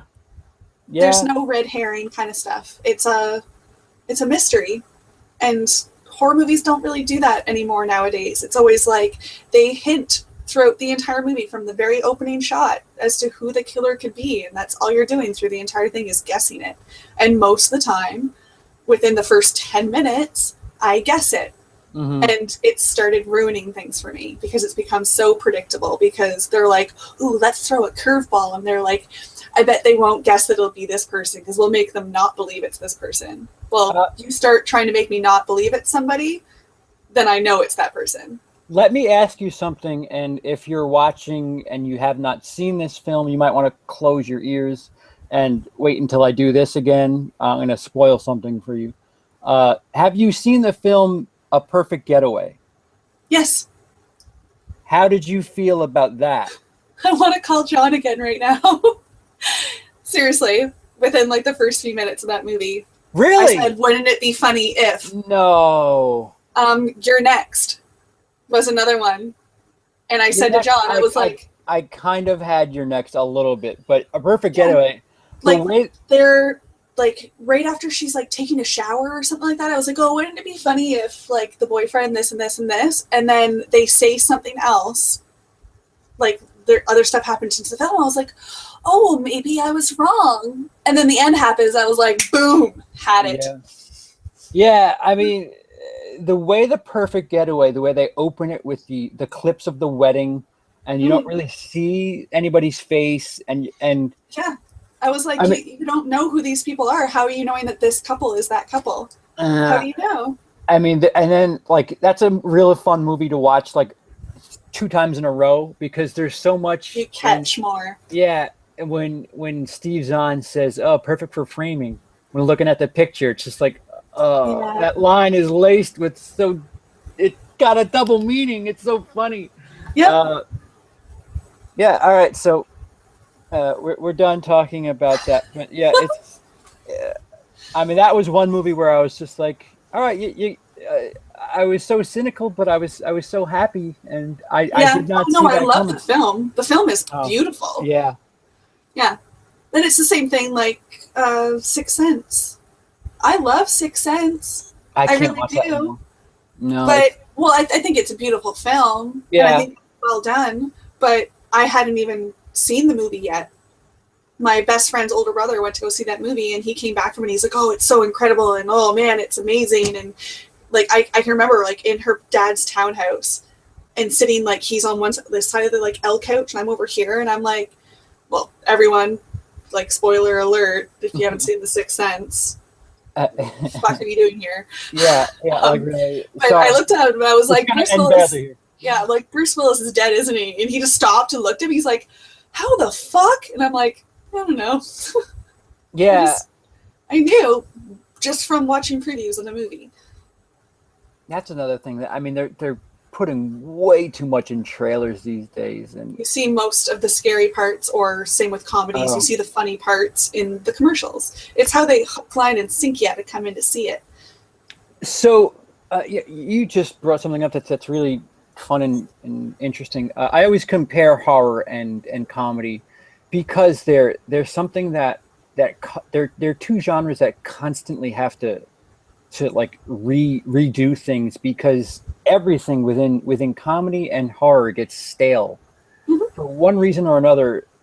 The tricks don't work the same as they did 5 years ago, 10 years ago. Comedy, you constantly have to,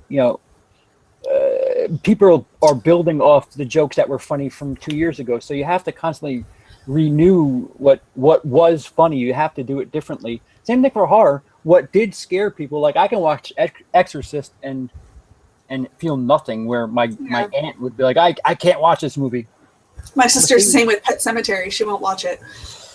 I mean, the Gage scene is pretty, I mean, it's intense. I'll watch it, but the only emotion I have during Pet Sematary is I cry every single time. The very ending where he gets him with the needle and Gage kind of like gives him like that sad look, and he goes, no fear. And then he's like stumbling backwards, and then he like slumps down on the wall, and tears stream down my face. Do you know how they shot that scene? It was in reverse, right? Yeah. He gets up from the wall and they like reversed it. It's really. But I mean, like, what was he, like 2.5 or something like that? Like 19 months, I think he was. He's been interviewed recently, and he says he has no memory of any of it. He likes my butt. Oh, Miko Hughes, you met him? Yes. That's quite an accomplishment. It was an awkward moment, but on the same note, he's very close. He's closer to eye level with my butt than to my eyes. Okay. I'm like 5'10", 5'11", and he came up to like here on me ish. Wow. Yeah, he's tiny. Gage complimented your butt. That's nice. Yeah. I don't even know where I was going. What were we talking about before that? I start talking about butts. what? Gage and butts, I get lost. Oh, that's bad. That's really bad. Let me talk about something else. Forget what I just said. Guys, we're going to wind down a little bit. I only have 2 major topics. If you have something to ask Lindsay, please go ahead and fire it off in the chat. And I will, if I see it, I will certainly ask it to her for you. Otherwise, when we talk about the final girls, that's the last topic for the scheduled interview. Otherwise, I'm trying to see, is there something that isn't present that you would change? Were we talking about that? Something that or we were talking about red herrings. Yeah, that they need to make it just a mystery again. No hinting at killers and all of that shit. Yeah. So, give me a film that you would like to see remade then, to spark that. To spark that idea? Yeah, there's some that I want to see remade, but... Okay, well, just give me anything. Either or. It doesn't have to be to spark your newfound horror genre. Well, touching on the same one of the topics that we touched on earlier, vampires, subspecies. Okay. Those films are not very good. They are really bad, actually. Okay. But the background concept of subspecies is pretty good. Okay. And I think that would make a good remake, would be subspecies. And that's just me. And I would love to see, and I can't remember the guy's name in real life. I remember his name was Cesar Faison on General Hospital. But the main guy, the vampire, I think that if he had like a small cameo in there somewhere would be fun. It's kind of like a little nod to the cult following that entire series has at this point. So, of the major horror films, the horror franchises, the big whatever, what is one either film or franchise that you just kind of, you either don't get into, you don't really like that much, you don't, I'm not asking you if you hate anything, you don't have to say whether or not you hate something, but just something. I'll give you a for instance. I just watched Sleepaway Camp for the first time, and the ending, cool ending, but otherwise, I think it depends on how old you are when you first see that. Yeah, I guess, I was in elementary school when I first saw that, and I was kind of like first penis, like. Yeah, and that goes back to what we were talking about. I mean, it's kind of a shocking bit of nudity. That's not there for like ooh la la. That's there for oh my god, what the hell just happened? Especially adolescent nudity. Yeah. That's weird. Yeah. Well, I don't like. Do we know the age of the actor? Like the little boy. What? Because it had hair. Well, no, it was Felissa Rose's head, but it was like a superimposed. It was on a boy's body. Yeah. Yeah. I'm not sure the age. Just really interesting, bizarre movie that it was bad. Like, I mean, I guess, like you said, watching it now, 30 years after it came out, perhaps if I watched it, with everything else, like, I mean, shit, something like Chopping Mall, I would rather watch than Sleepaway Camp. People are like, what the fuck are you talking about? Chopping Mall's terrible. But no, Sleepaway Camp is pretty bad. The ending saves it as far as, anything. If I can be completely honest. We're getting a true hate here, I think. Yeah. It's not hate, okay. I guess. Okay. But I'm going to get hate for it. I said hate, not you. No, I'm going to get hate for it, though. I know I will. Because it's always very hard for me to vocalize my feelings on it. And I hope that I'll be able to do it. I will preface this by talking about it before I give away the names. I love the characters, and I know that the characters are amazing. There's, like, just a big part of my heart goes for these characters. However, I do not like the storylines or where the franchise went. Okay. Hellraiser. Wow. I love Pinhead. I love all of the Cenobites. I love them. But the first one, like, I've watched that movie probably 6 times. Mm-hmm. And it's not something that, like, I put on every single Halloween or something like that. It's not something I put on to fall asleep to or on a rainy day. It's like, if somebody else has never seen Hellraiser, I'm like, well, it's a rite of passage. You kind of, like, everybody on the face of the planet should have to watch Hellraiser. Right. Clive Barker is a genius, but there wasn't enough of the Cenobites in Hellraiser. And the sequels got so fucking weird and not dangerous eroticism. How many sequels are there? Because I haven't seen all of them. I don't think there's like 8. Yeah, 8 or 9? I've only seen like 2 or 3, so I definitely haven't seen all of them. I watched all of them in one weekend.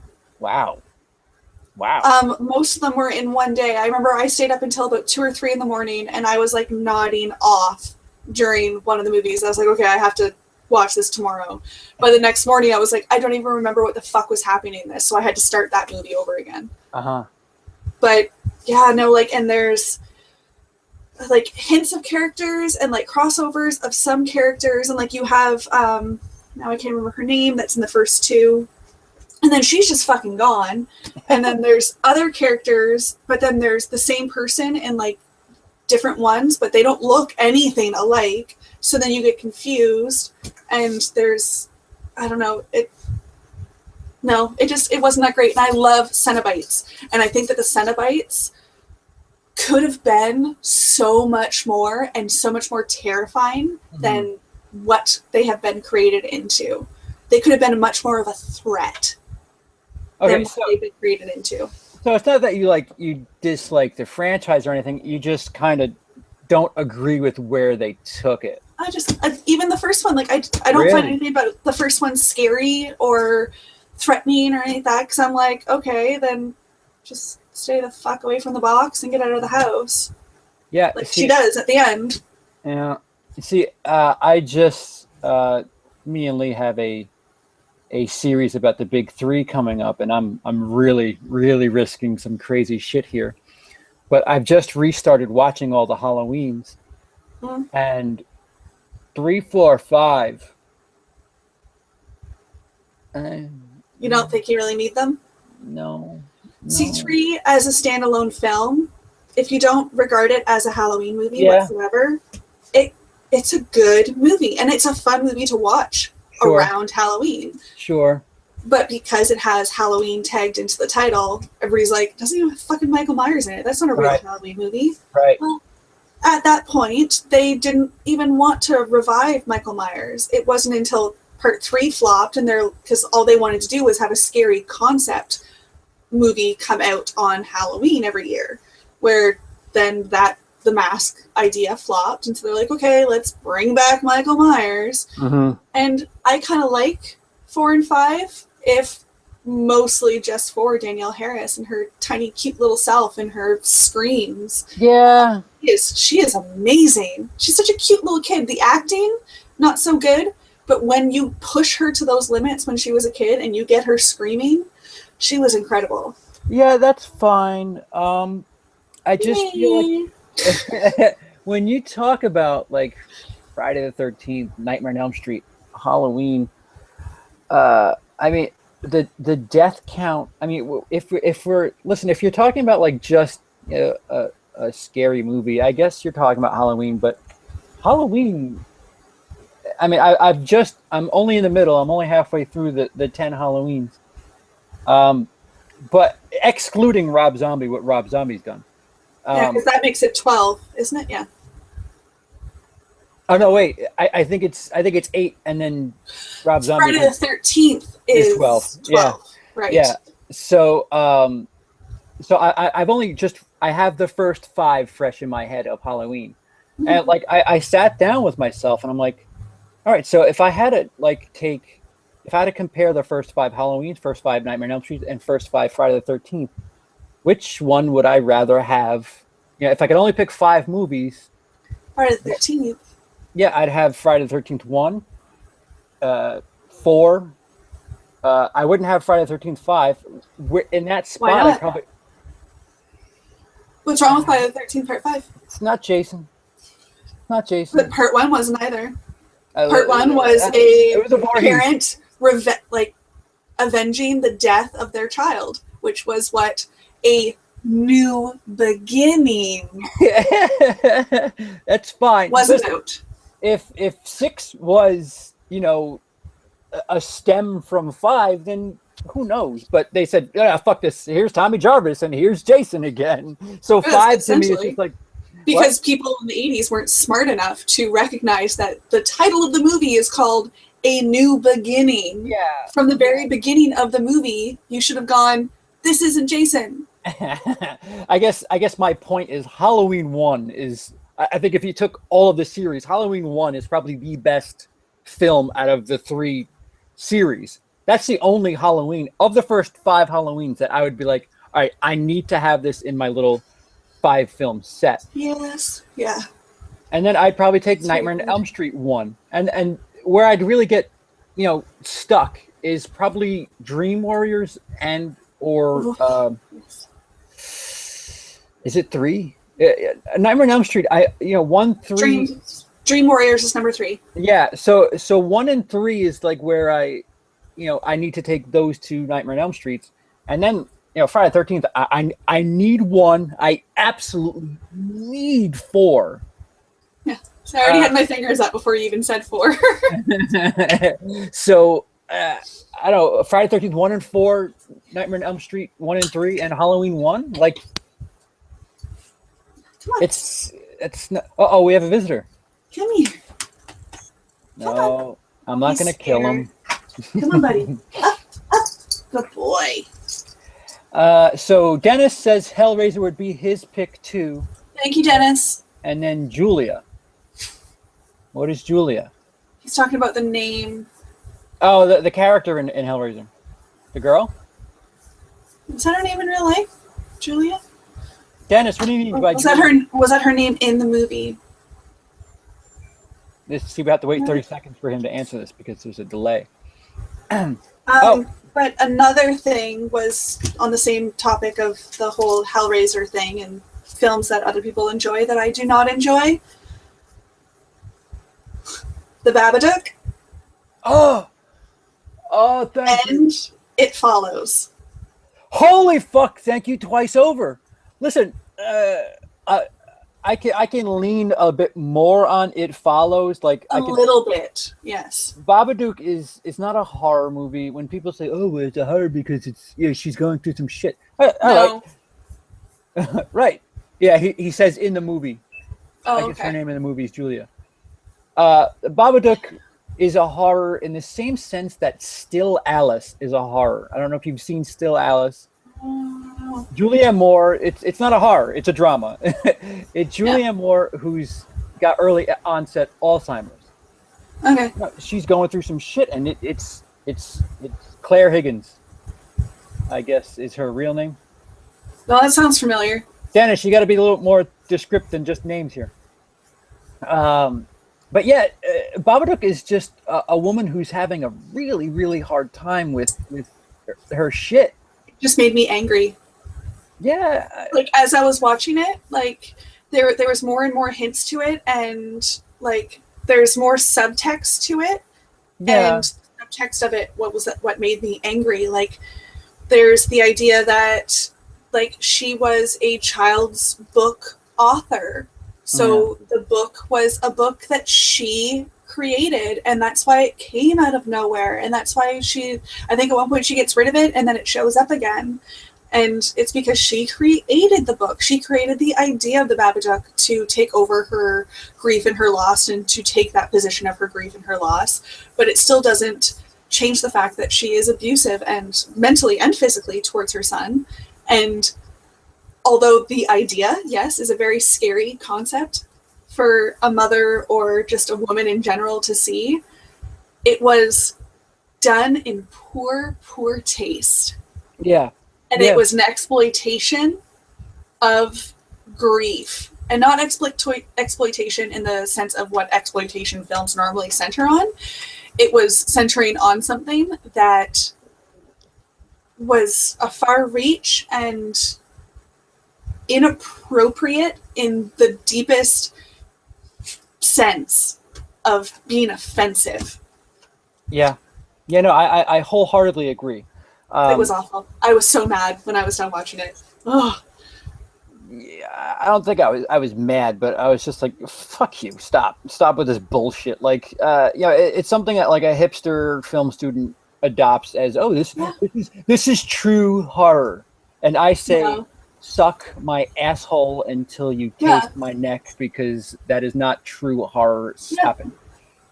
Kiss my starfish. Yeah, like it's an interesting twist. Do not call that film a horror.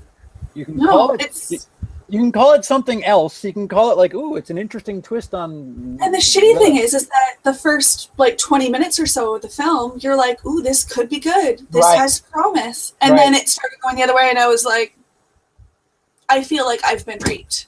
Yeah. I have been visually raped right now. Yeah. I had to sit through this, and I didn't want to. I didn't enjoy it.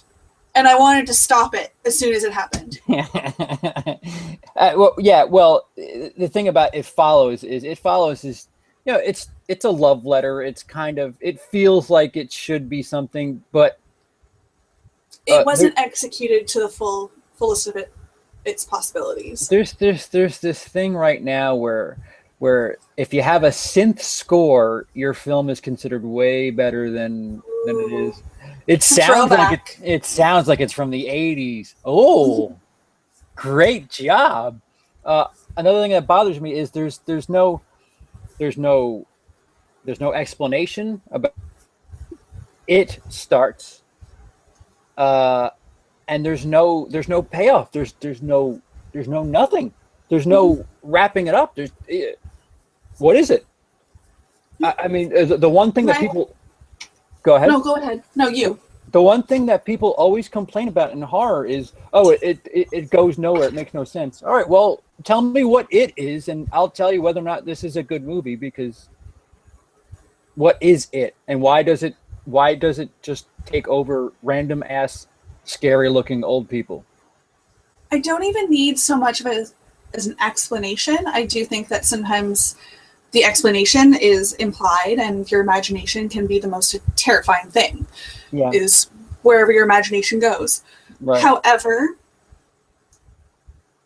they had the sit down in a circle and let's talk about the fucking rules. And they don't talk about the rules. They talk about one fucking rule and what you're supposed to do. Right.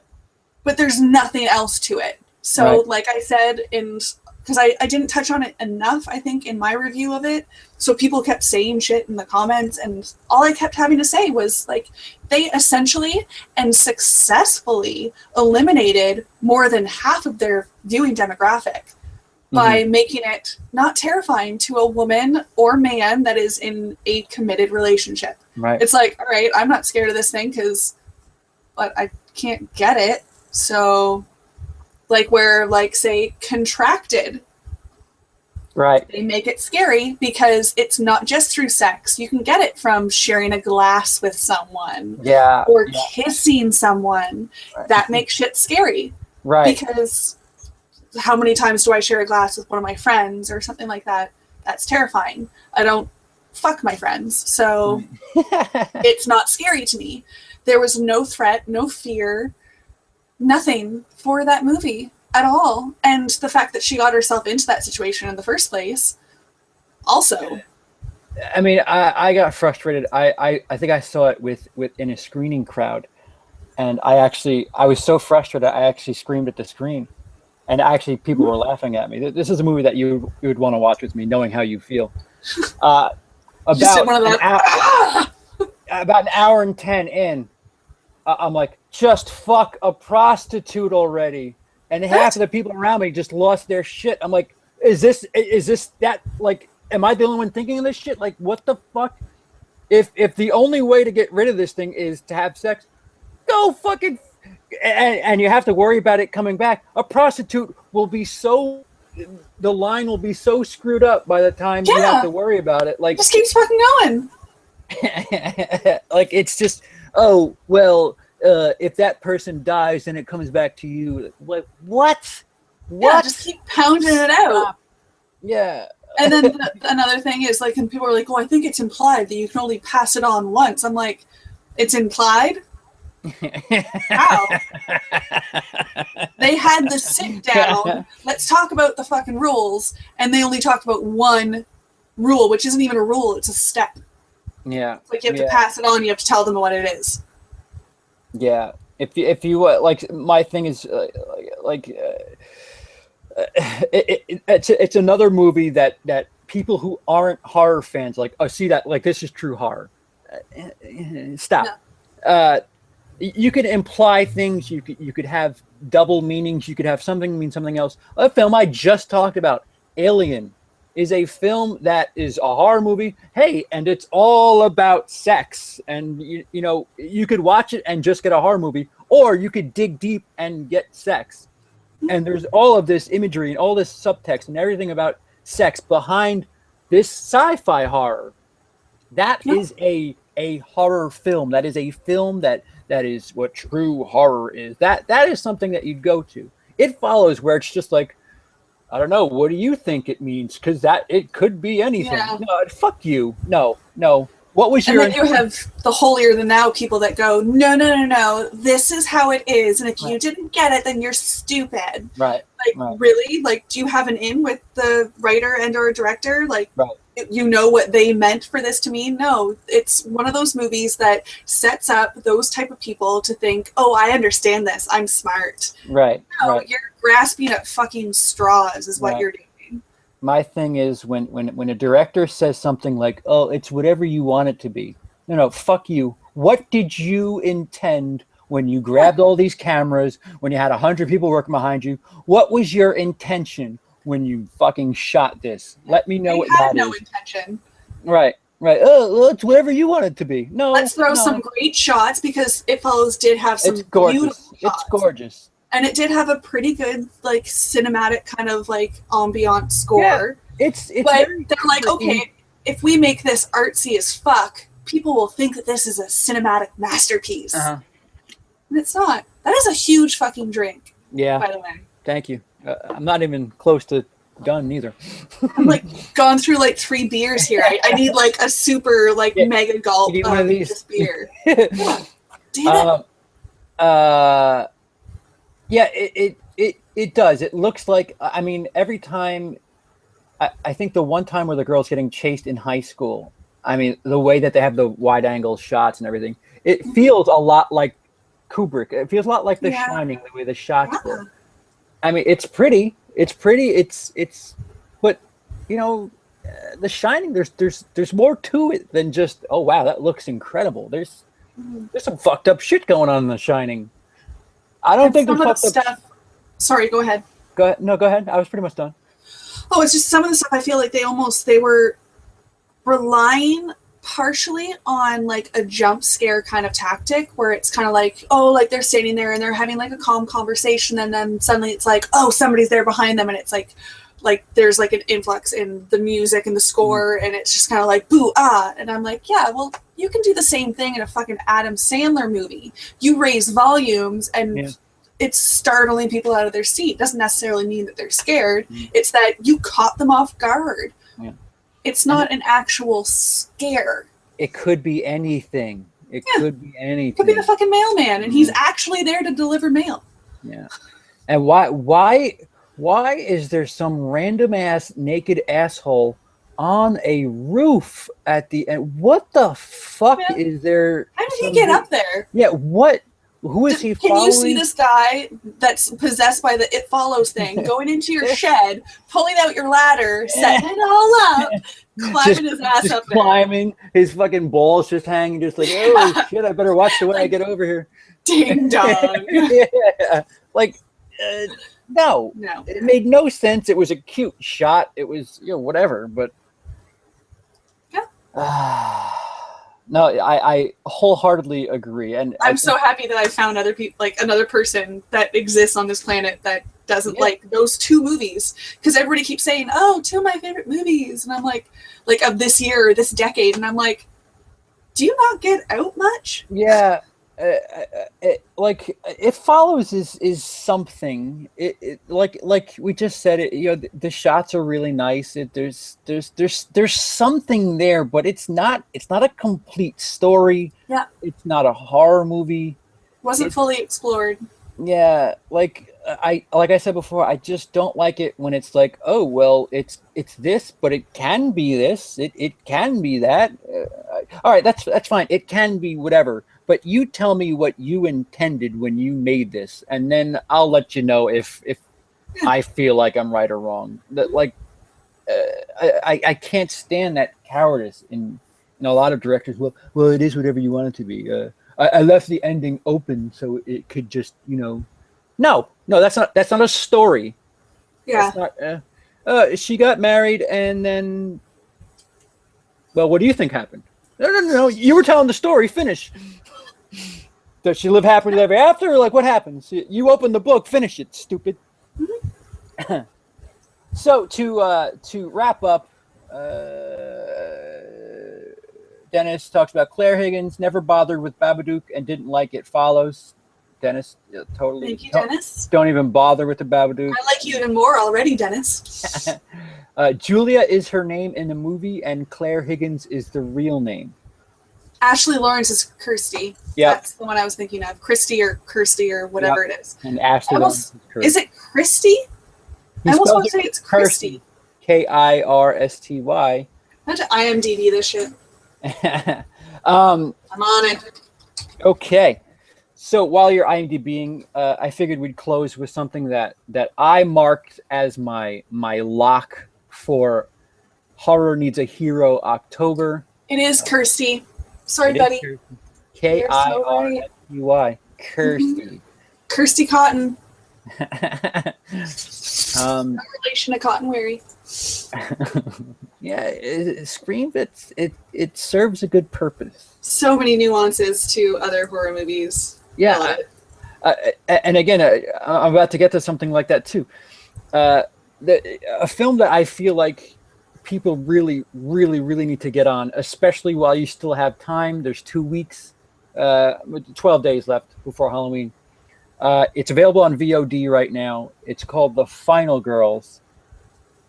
Lindsay, please tell me how you feel about this movie, and am I crazy by thinking this is like what Shaun of the Dead did for zombie movies? This is Cabin in the Woods, what it did for Woods kind of movies. Like there's so many nuances to Evil Dead and that sort of idea. This one is the slasher comedy type of movie. There's something in it for kind of everyone to enjoy. Whether you know slasher movies, you're gonna enjoy it because there's some good laughs. There's a lot of comedy. Adam DeLevine, is that his name? He's hilarious in that. And Devine. Yep. He makes everybody laugh, whether you know horror movies or not. For those that are fans of the slasher genre, there's some in your face like nuances towards the slasher genre, and then there's some more subtle ones for the huge fans that will catch on to that kind of stuff. And they did hold back a little bit because it is PG-13, and it could have been so much more, but I think that's what makes it more accessible and easier to watch for a lot of those people that aren't necessarily horror fans around Halloween and that sort of thing. When you're sitting around with a group of friends, like 98% of my friends are not horror fans. And I'm like, you want to come over and watch horror movies? And they're like, I'm not really into horror. And I can push them to watch movies like this one because it's comedy. It's not going to scare you, but it is so entertaining for anyone who watches it.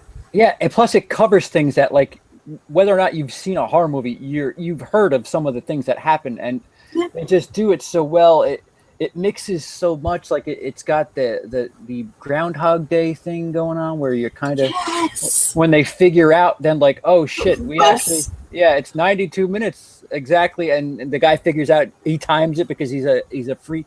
Like they covered so many bases that like. I like how you just called him a freak, but you know that he's us, right? Yeah. Oh no, absolutely. But like I knew it before he was doing it. I'm like, this kid knows what's going on, and he's gonna figure out the time. That's why he's doing the thing with his watch. Like to think of things like that. I mean, granted, some of this stuff has been done before. Yes, it's been done in Groundhog Day, but it's a different angle on something you've seen before, and it's done so well that. I mean, and then they take these curves where you're thinking, oh, okay, so they're in this land of a movie, so they just have to kind of follow what's predestined, and then that goes to shit.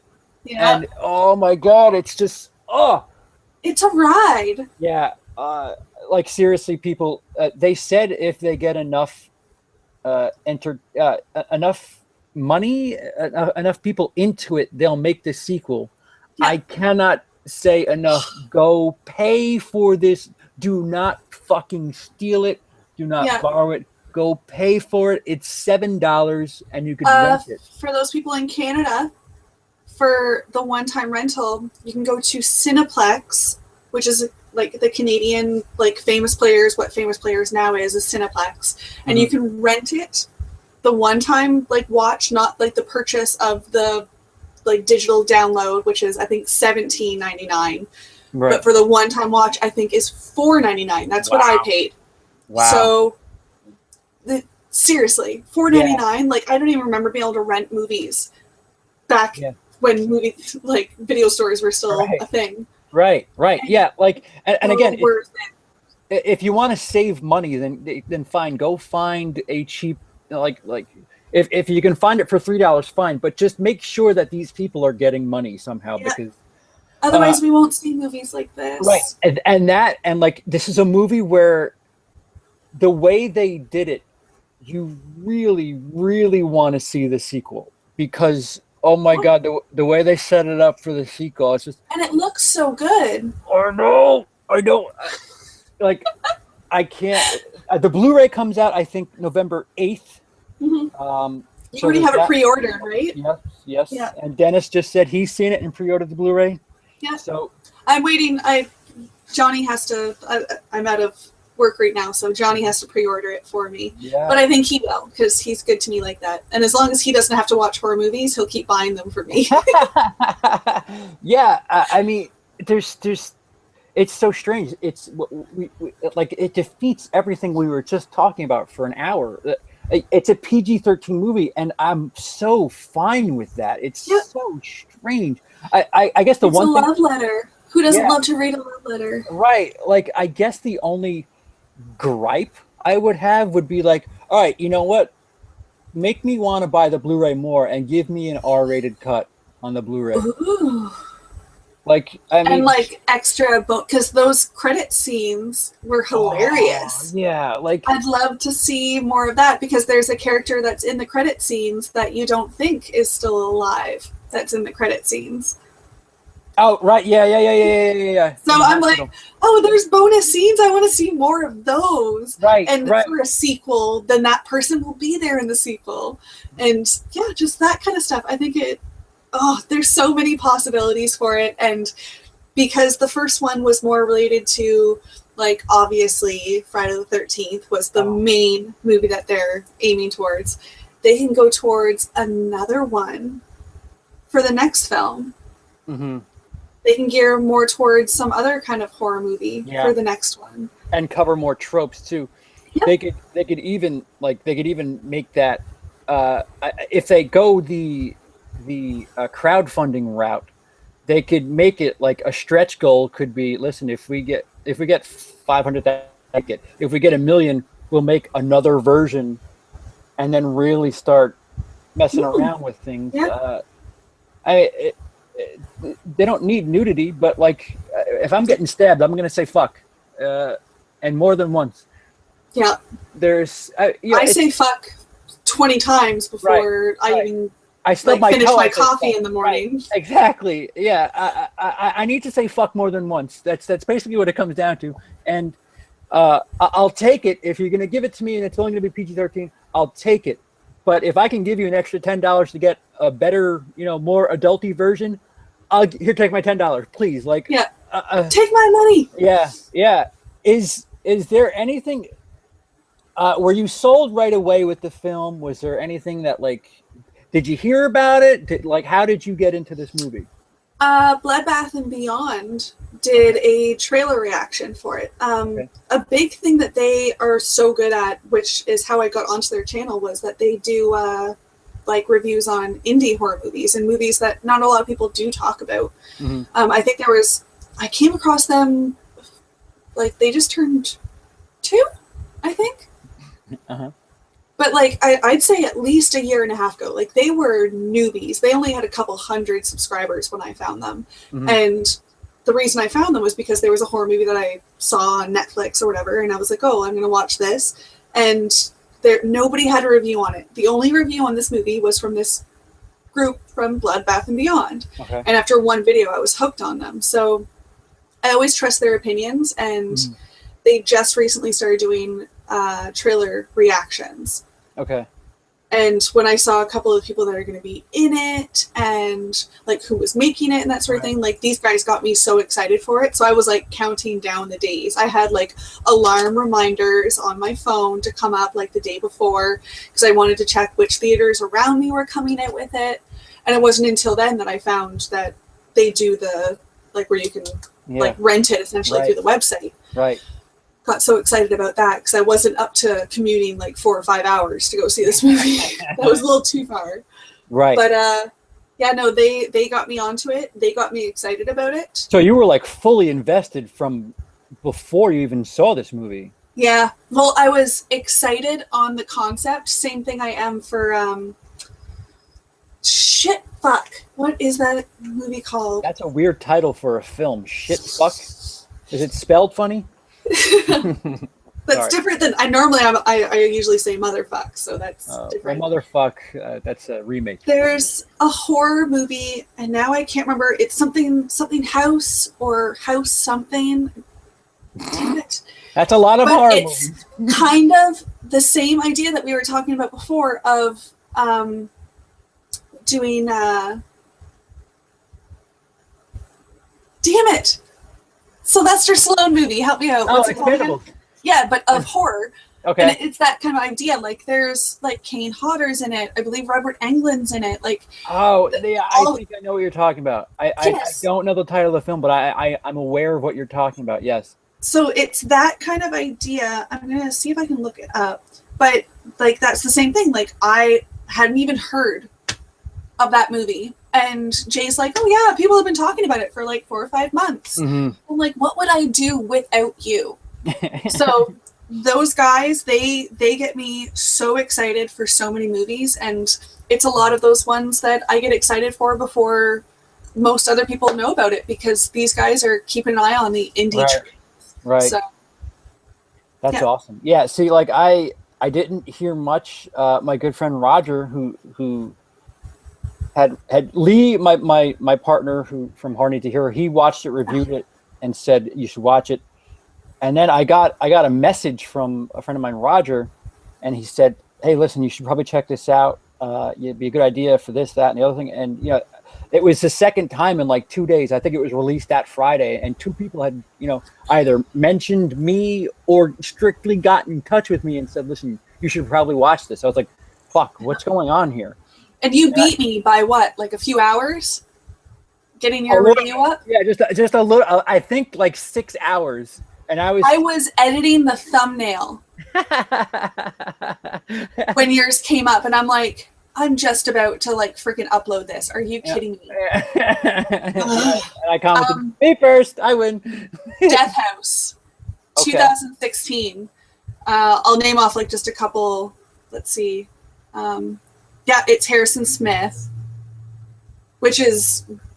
He's up and coming. Like, there's Danny Trejo, Robert Englund, Kane Hodder, Bill Moseley, Dee Wallace, Barbara Crampton, Michael Berryman, Doug Bradley, Camille Keaton, Ken Foree, Gunnar Hansen. I don't know who that guy is. But yeah, those are just some of the names. Yeah, I mean, you could do things like that, like Kane Hodder. I mean, he's been in a ton of things since his run as Jason. I feel like the people behind some of these characters, they're important for some reasons, but Kane Hodder, as far as go ahead. I still want to. I would marry Kane Hodder. Me too. Just I love him, and he gives really, really good hugs. He gives a lot more better things than hugs, but he chokes really good too. Yeah, you haven't been in a sleeping bag around him. He also made a comment about my butt. Where are you going with your ass? Seriously, no, I'm just finding like a trend, but it's really funny because I have no butt. I beg to differ because I'm like lower back to thigh, so I'm wondering why there is this trend. But no, it could be like some sort of horror film celebrity slang for something. Yeah, they're used to boobs, not so much to butts, so they're like, oh, what is that? Whoa, there's something around the back there that's kind of round. Not really. Yeah, so I just feel like when you get this group of actors that have done certain things, unless they're doing what they're known for, it's hard to get fired up in a similar fashion.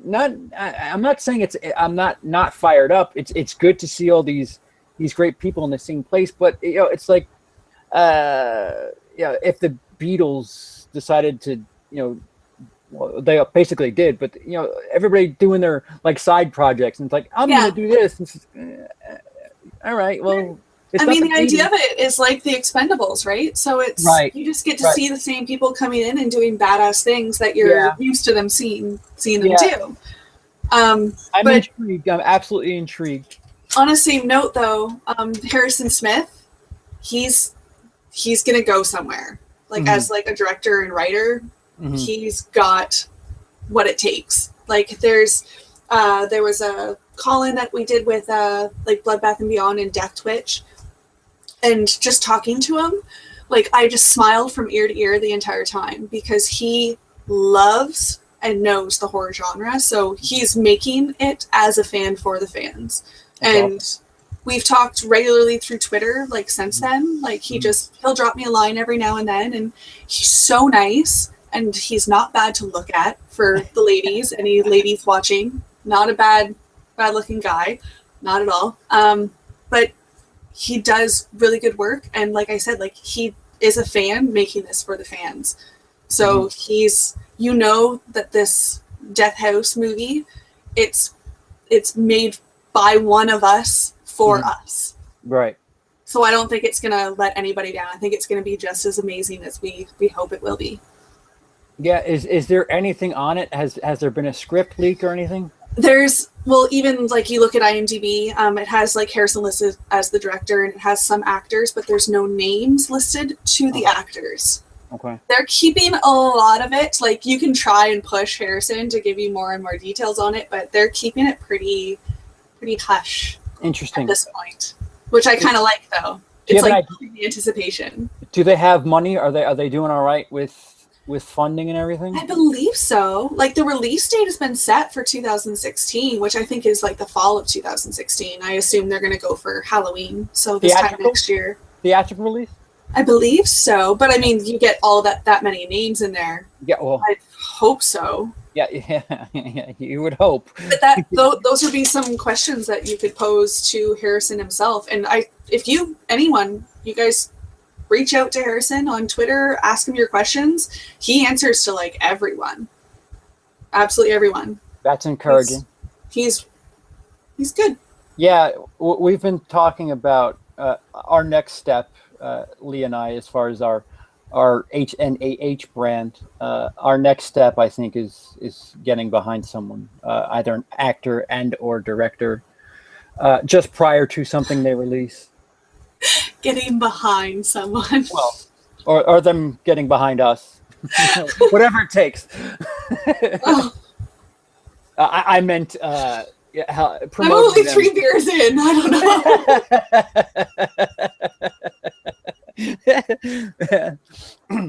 don't know. So do you have anything else to say to the viewers of Will I Like It? I'm happy to be part of your community now too. Like I'm so happy that Lee did the HorrorWhore tag, and I'm happy that you like almost instantly had up yours. Oh, I never get tagged, so I'll do it. I thought you got tagged by Lee. No, I did, and instantly it was fun. I was excited. I was like, ooh.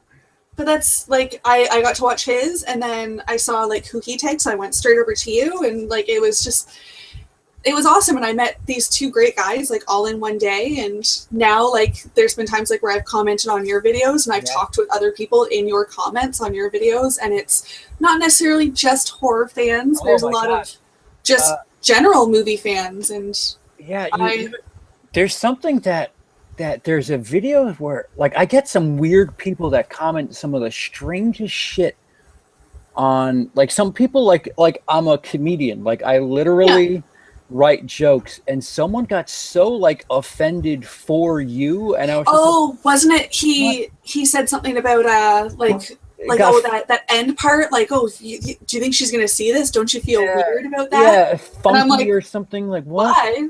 Yeah. Nothing to feel weird about. Yeah, she's probably going to see this, right? You don't feel funky saying stuff like that? I was like, what the fake saying stuff like what? What are you talking about? I thought it was awesome. And then you comment, and I'm like, yeah, dick. Now look, no, you're not a dick. You're a fan. You're a great person. Sometimes you feel cornered when somebody comments something. Yeah. And some of the ones that actually upset me are the ones where they comment from Google, so you can't reply to it. Wow, I didn't know that that's actually a thing. That's crazy. Like, well, my one girlfriend, Jill, Horror Ghoul from Instagram, whenever she comments on my videos, she comments, I believe it's from Google. So, like, if I click on it, it normally comes up with reply or report. Right. I can't reply. It only says report. Wow. Well, I can't reply to Jill on my YouTube videos. And the other day, there was a guy, and I'm going to address this one. I'm doing one of my Bloody Babbles soon. So I'm asking for people to send in questions and all this kind of stuff and comments or asking for quick reviews on movies. That's a fairly regular segment, right, on your channel? I used to do the Bloody Babbles like during like the beginning, and then so much stuff came up that I haven't been able to keep up with it, but I want to get it started going again. So if you want to be interactive with Lindsay's channel, that's something to check out. She literally just pumped that video out right before we started chatting. So go check that out. And then if you have something to request, shoot that down on the comments section. Sorry, go ahead. I apologize. Oh, yeah. No, it's just one guy, he made a comment.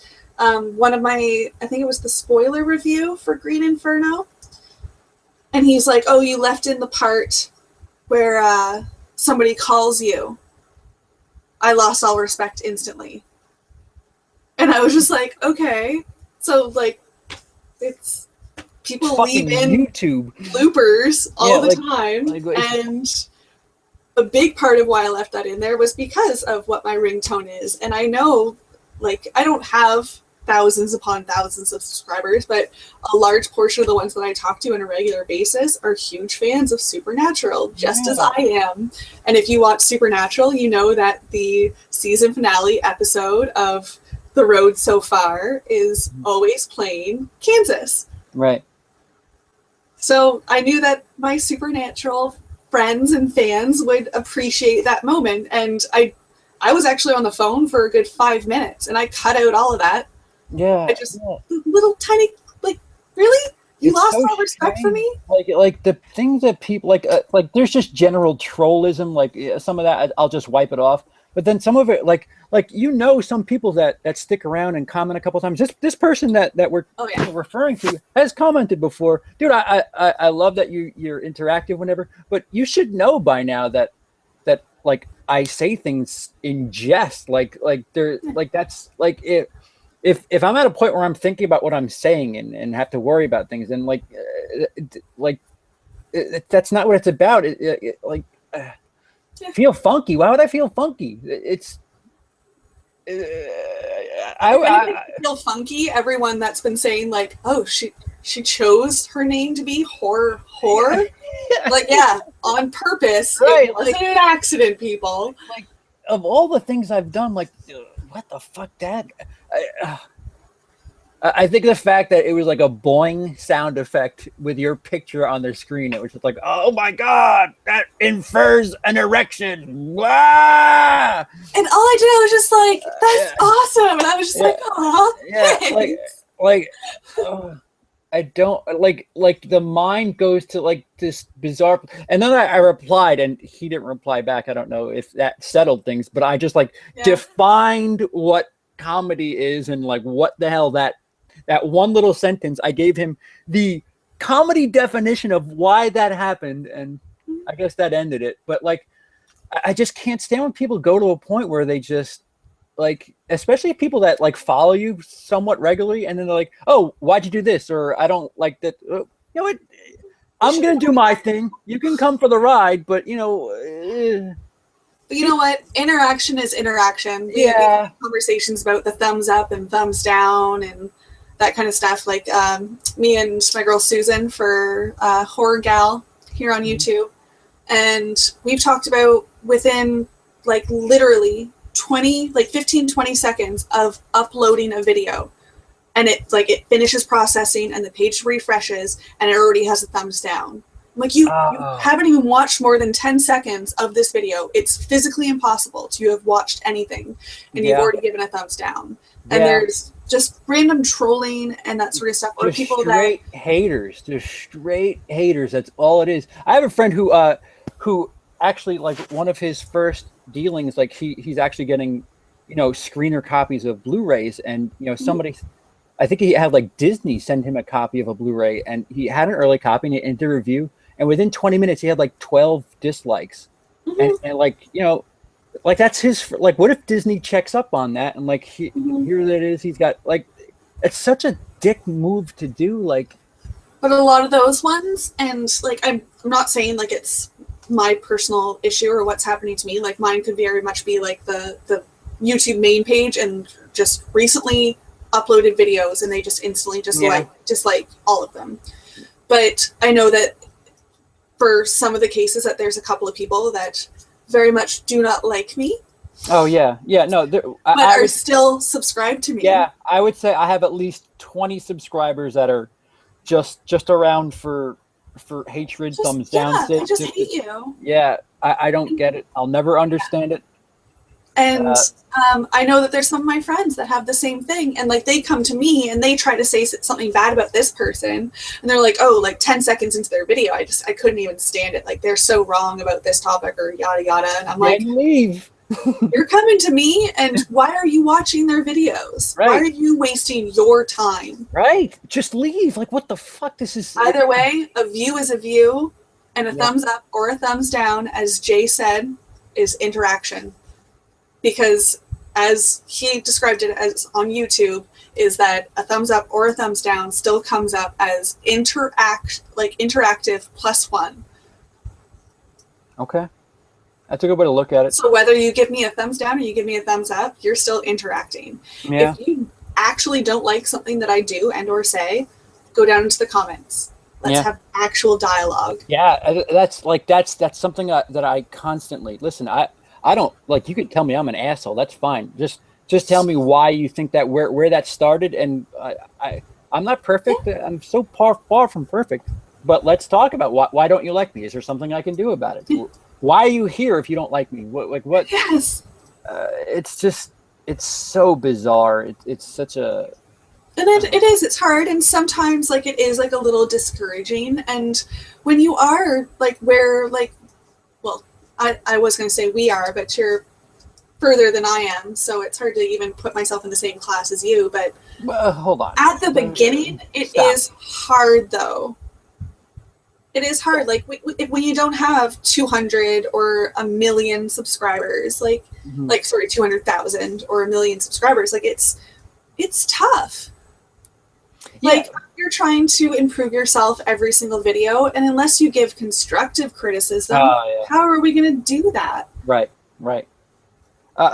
Another problem is, especially that I've dealt with firsthand, is some people are just straight like jealous. There's a lot of like it's community, but it's also there's a lot of high school aspects to YouTube, and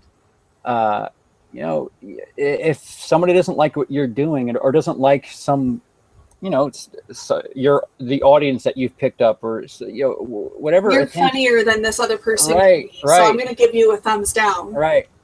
Or talk shit about, or like just spread whatever negativity. It's so strange, but it's really prevalent. Like I didn't think it was that big a deal until like I started getting a little popularity, or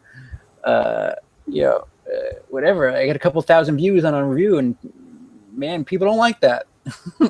If I can say one thing though, it's a lot less scary than the beauty community on YouTube. Really?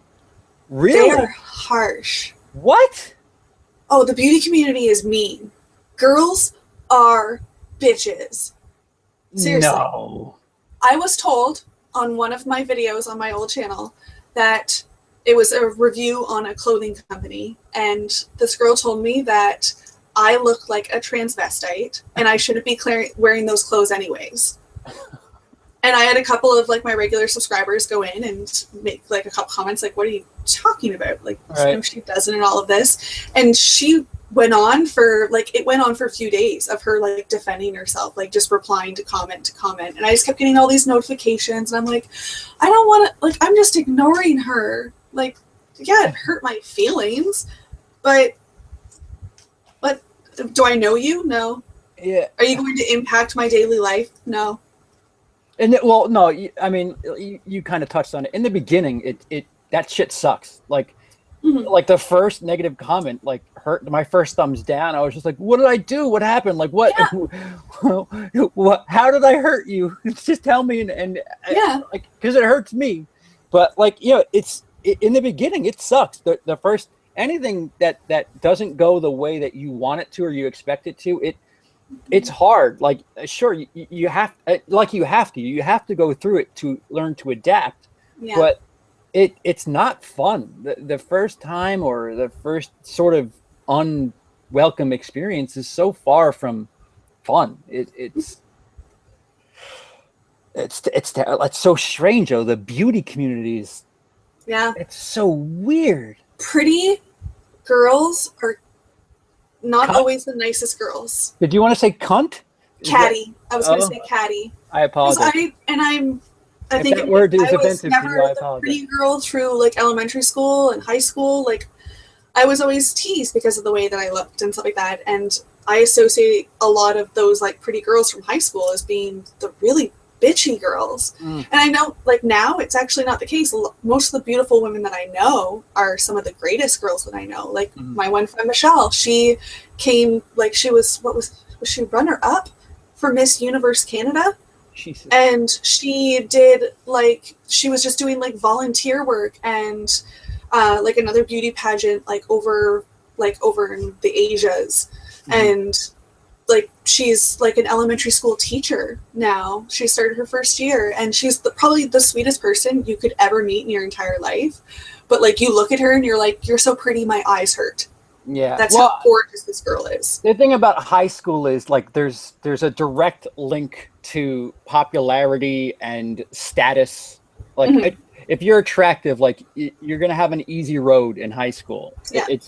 But the problem is, once you're out of high school, that, I mean, in some degree, it's similar in college, but not as similar. Once you're out of high school, that shit stops. Like, I mean, but sure, the beauty community is high school. That's ridiculous. It's people. Seriously. Aren't you like trying to help other people like get pretty or like? But most of them are also, they're sponsored. Most of the women in the beauty community are sponsored by somebody. So they're paid to say that, oh yes, I enjoy this. Or like, oh, my friend just started up this lipstick company and I really love their products. When then you look at somebody who has 200, 2,000 subscribers and they're like, this product sucks. Like, this is the worst product I've ever spent money on in my entire life. And that's a genuine person. Where people who have a couple million subscribers, they get paid to say, yes, I love this product. Oh. And then they get more and more and more views because then the company shares their videos. Yeah. And then they start making money off of their videos and they can make a living off of their videos, where the honest people are down at a couple thousand subscribers and don't go anywhere with it and get called a transvestite. Like, well, whatever. I know cross-dressing women. I know a couple of transvestites. I know some transgender people. And you know what? Some of those women are the most beautiful women I've ever come across in my entire life. So thank you for the compliment. Yeah, I mean, people are just assholes, and the internet is like the professional finals of assholedom. Yeah. People are just assholes. It's the beauty of being faceless. Yeah. Yeah. Oh, yeah. Sure. I'm hiding behind this keyboard. Oh, I can say whatever the fuck I want, and there's no repercussions whatsoever. Yeah. So with that, my lovely fans, we got off topic so many times. Yeah, no, it's fine. It's fine. If they're here for me, they're used to this shit. My Q&A is this times 1,000. So. Her name is the HorrorWhore. One word, right? HorrorWhore? Yeah, one word, or I'm that HorrorWhore as well. Like my Instagram and Twitter is that HorrorWhore, all one word. And if we're looking for you on YouTube, is it /C/?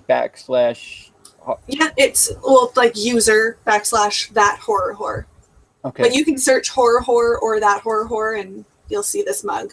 Yep. Actually, I think it's like my chin and the twins. You know, before we wrap this up, let me ask you one thing as a completely divorced question of anything. This is just a comedian asking a professional, prettier face girl looking person. What is it with the exploiting the cleavage in any sort of shot whatsoever? In any shot? I mean, Instagram, a main photo. It's always. Have I had a lot of cleavage shots? I think I've had like 3. No, but it's your main, right? You chose that to be your main shot. Oh. Why? Your cleavage is not the vampire one was one of the first ones that I did.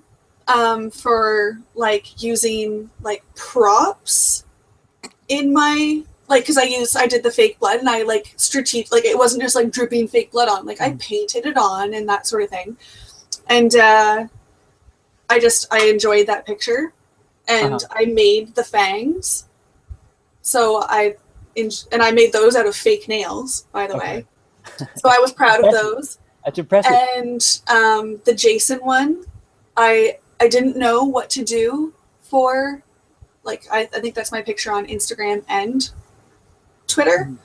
And I didn't know what I was going to do for the thumbnail of that video. And I just kind of winged it. And I ended up loving it. And I was just like, my boobs look huge in this picture. But I like it anyways. So whatever. And horror movies and horror fans know it. Like, sex does sell. All right, so it's something that you're conscious of. Yeah, I'm proud of my body. I'm not ashamed of any of it, and sometimes they might be right up and in there, and other times I wore a turtleneck in my one video. Like, yeah, sure. I don't care. Is exploitation, would that be a word that could be used? I think if I had it in every single video, or if. And there is another YouTuber out there, and I won't say who it is because I'm not that kind of person, but like they've had some videos where they're essentially wearing a whole lot of nothing for a 13-second video. But it's like, hey, look at me wearing next to nothing. Sure. Saying hi to you guys. Sure. That's not something that I'm going to do. Yeah. If you see my cleavage or whatever, it's because that's a top that I own. I didn't buy that top for my videos. I didn't wear that top because I was doing a video. Normally when I get down to doing videos, I'm wearing the clothes that I've been wearing all day. Yeah. See, I mean, that would be another. See, that's something that I would think would be more reason for trolls and hatred, because not everybody's built the same. Not everybody has, especially with cleavage and boobs. Not everybody's the same equipment. So let's say someone who's not really well gifted, that's a reason to hate, because if I was a female and trying to get ahead, and I didn't have good cleavage. I mean, I feel like I've said this to fellow movie fans. I feel like Anna Kendrick frames her cleavage more perfect than anybody. She might not even have whatever bras she's using. She's doing a fantastic job. The window she's always presenting right here is always really nice, attractive, whatever. And so I could imagine that somebody who doesn't have the boobs could be frustrated and jealous. And if you're going out of your way and not going out of your way, but aware of the tools that you have to work with, and are exploiting is the only word I can think of. I don't mean exploit in the most general sense. I guess I'm aware of what I have, but the thing is that like I've done like lingerie fashion shows right before, I had no problem wearing like lace underwear and a push-up bra and like big Victoria's Secret wings and prancing around in heels. I have no problem with that. But it was for breast cancer awareness and it was a fundraiser. You're right. Well, I am not going to do that. Sell myself for myself. If I wanted to, and I probably could have a lot more subscribers than I have right now. Yeah. But they would be here for the wrong reasons. I'm glad you said that so that I can piggyback that statement.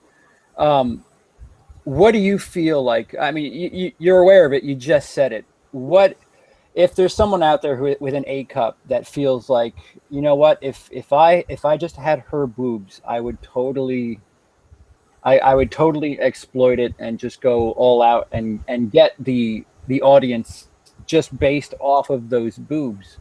What does that mean to you? Beauty will always fade. Okay. Boobs won't always be where they are. There will come a day in your life where they will touch your belly button. When you were an A or a B cup, they won't touch that far. Your personality is going to get you a whole hell of a lot farther than nice boobs, which is why a lot of girls think that they can buy breasts and buy beauty and buy friends and all of that. And most of those girls are shallow and they can't carry most conversations and they're not that much fun to be around. Yeah, it's sort of a safe answer because yes. Well, look at Courtney Palm. I'd say she's probably maybe a large B. Okay. She's not very big. Like she might be like maybe a small C. We might be able to stretch it there, but that's just like a handful. Which some guys are like, that's perfect, that's good. But a lot of other girls would look at her and be like, oh, those are small breasts. And I'm like, those are actually kind of average. But most people would think that they're small. And she's gorgeous. And she rocks the hell out of her body. And she's phenomenally gorgeous. But she also has the personality. She's vegan. She is an animal rights activist. And for all those reasons, I love Courtney Palm. Could be a small C. Yeah, like a smaller C. Are you seeing like from like Zombievers where she's like topless? I'm seeing something where her arm is strategic. Oh, okay. Yeah, but those are modeling photos and stuff. A small C. Yeah. Yeah. All right, so you kind of took a. I'm not PC on that. I know it sounds trite. No. Actually, I would say the exact opposite. I feel like you took a bit of a safe answer because you said, well, that fades away. You're talking about like in the future where their boobs, somebody who would exploit it, they'll have their day, but that's fine. But what about today? Now's the time to have the personality anyways. Because like there might be 2 or 3 photos where I have cleavage. Unless I'm wearing something that is high collar, you're going to see cleavage. But how many videos do I have where I'm wearing the high collar t-shirts, my horror t-shirts, and but I'm trying to make a point to that person. If there is that girl out there that feels that I don't look like this, and it's just don't worry on that. Yeah. Find the strengths that you do have. Like if you have a great comedic side or like just stuff like that. Like just I don't know. I try to be more funny because I don't want to rely on looks and that sort of thing. Absolutely. So it doesn't bother you then that somebody would. I mean, there's clearly people that are just exploiting their look and shit. They're just using it just to get a foot in the door. Yeah. I mean, it kind of stems back to everything we're talking. And it usually happens in horror that a young female actress will do a nude scene. She'll do something with her body that she'll say something like, I was just doing that to get into the business. And then 5 years later, she doesn't have the same view. Suddenly, she's got all these standards. Yeah. Does that make you feel any different? Well, I mean, like. I keep going back to Courtney Palm with Zombievers. Like I had that question after I saw the movie because I was like, I've never seen this girl in anything else. and here she is, and it's obviously exploitation because like she takes off her top for no reason whatsoever, and she's topless for a good chunk of the movie. Mm-hmm. But when I talked to her about it, it was it was no big deal, and she's so comfortable with herself. And then like she did a Sushi Girl where like I haven't seen it yet, but as far as I can tell, like, and what she was talking about it, most of the movie, she's laying on a table, like, you know, like how they put sushi on certain parts of the body, and that's it. Like, she's laying there, like, just kind of like off in the background for like the entire majority of the movie, mm-hmm. just completely butt-ass naked, couple of pieces of sushi. And I'm like, that woman is comfortable with herself, but yeah. she's not ashamed of it, and she'll do the movies. Yeah, because it's still her choice. Yeah, I guess I'm gonna have to find like, obviously this is misplaced. This is gonna go somewhere after when I edit everything. This is fitting to what we were talking about earlier. I guess it's you know, the equality between women and men. There is not equality when it comes to sex.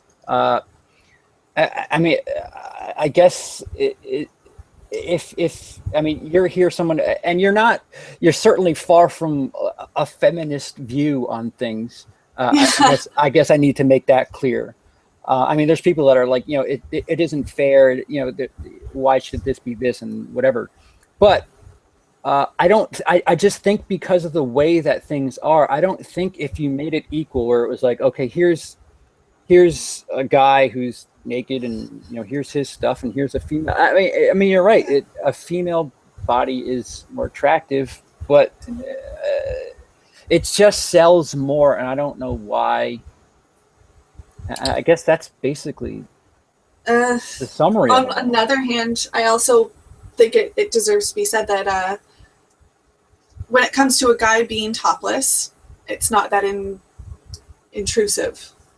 Seeing a guy from the waist down is more intrusive, where some guy, like most girls, are comfortable saying, yeah, that girl is hot. Mm-hmm. Not a lot of guys are comfortable saying that guy is hot. Right. So you can have a naked guy on the screen where only half of your demographic is going to say, okay, that guy's hot. Or you can have a naked girl on the screen where 95% of your demographic is going to say, okay, yeah, that chick's hot. That pretty much... That's a really perfect way to wrap it up. I mean, perfectly. I mean, sincerely, until us men are going to start admitting that, yes, men are attractive, then there's no. I'm not asking you if you want to bum rail the guy. Right. I'm not going to force you onto him, but there's nothing that is going to hurt you with saying, yeah, that is an attractive specimen. Right. And it's like what I started saying before. If you work out, if you try to make yourself look better, how do you know what to look like if you don't know what hot is? So stop fooling yourself. How much is that bridge? So once again, for the last time, HorrorWhore, YouTube /user/HorrorWhore. Her name is Lindsay. That HorrorWhore. On YouTube, it's that HorrorWhore. I'll put the link down below and all that jazz. I'll tweet her information too. Thank you for watching. Dennis, thanks for being here the whole time. Thanks for checking in.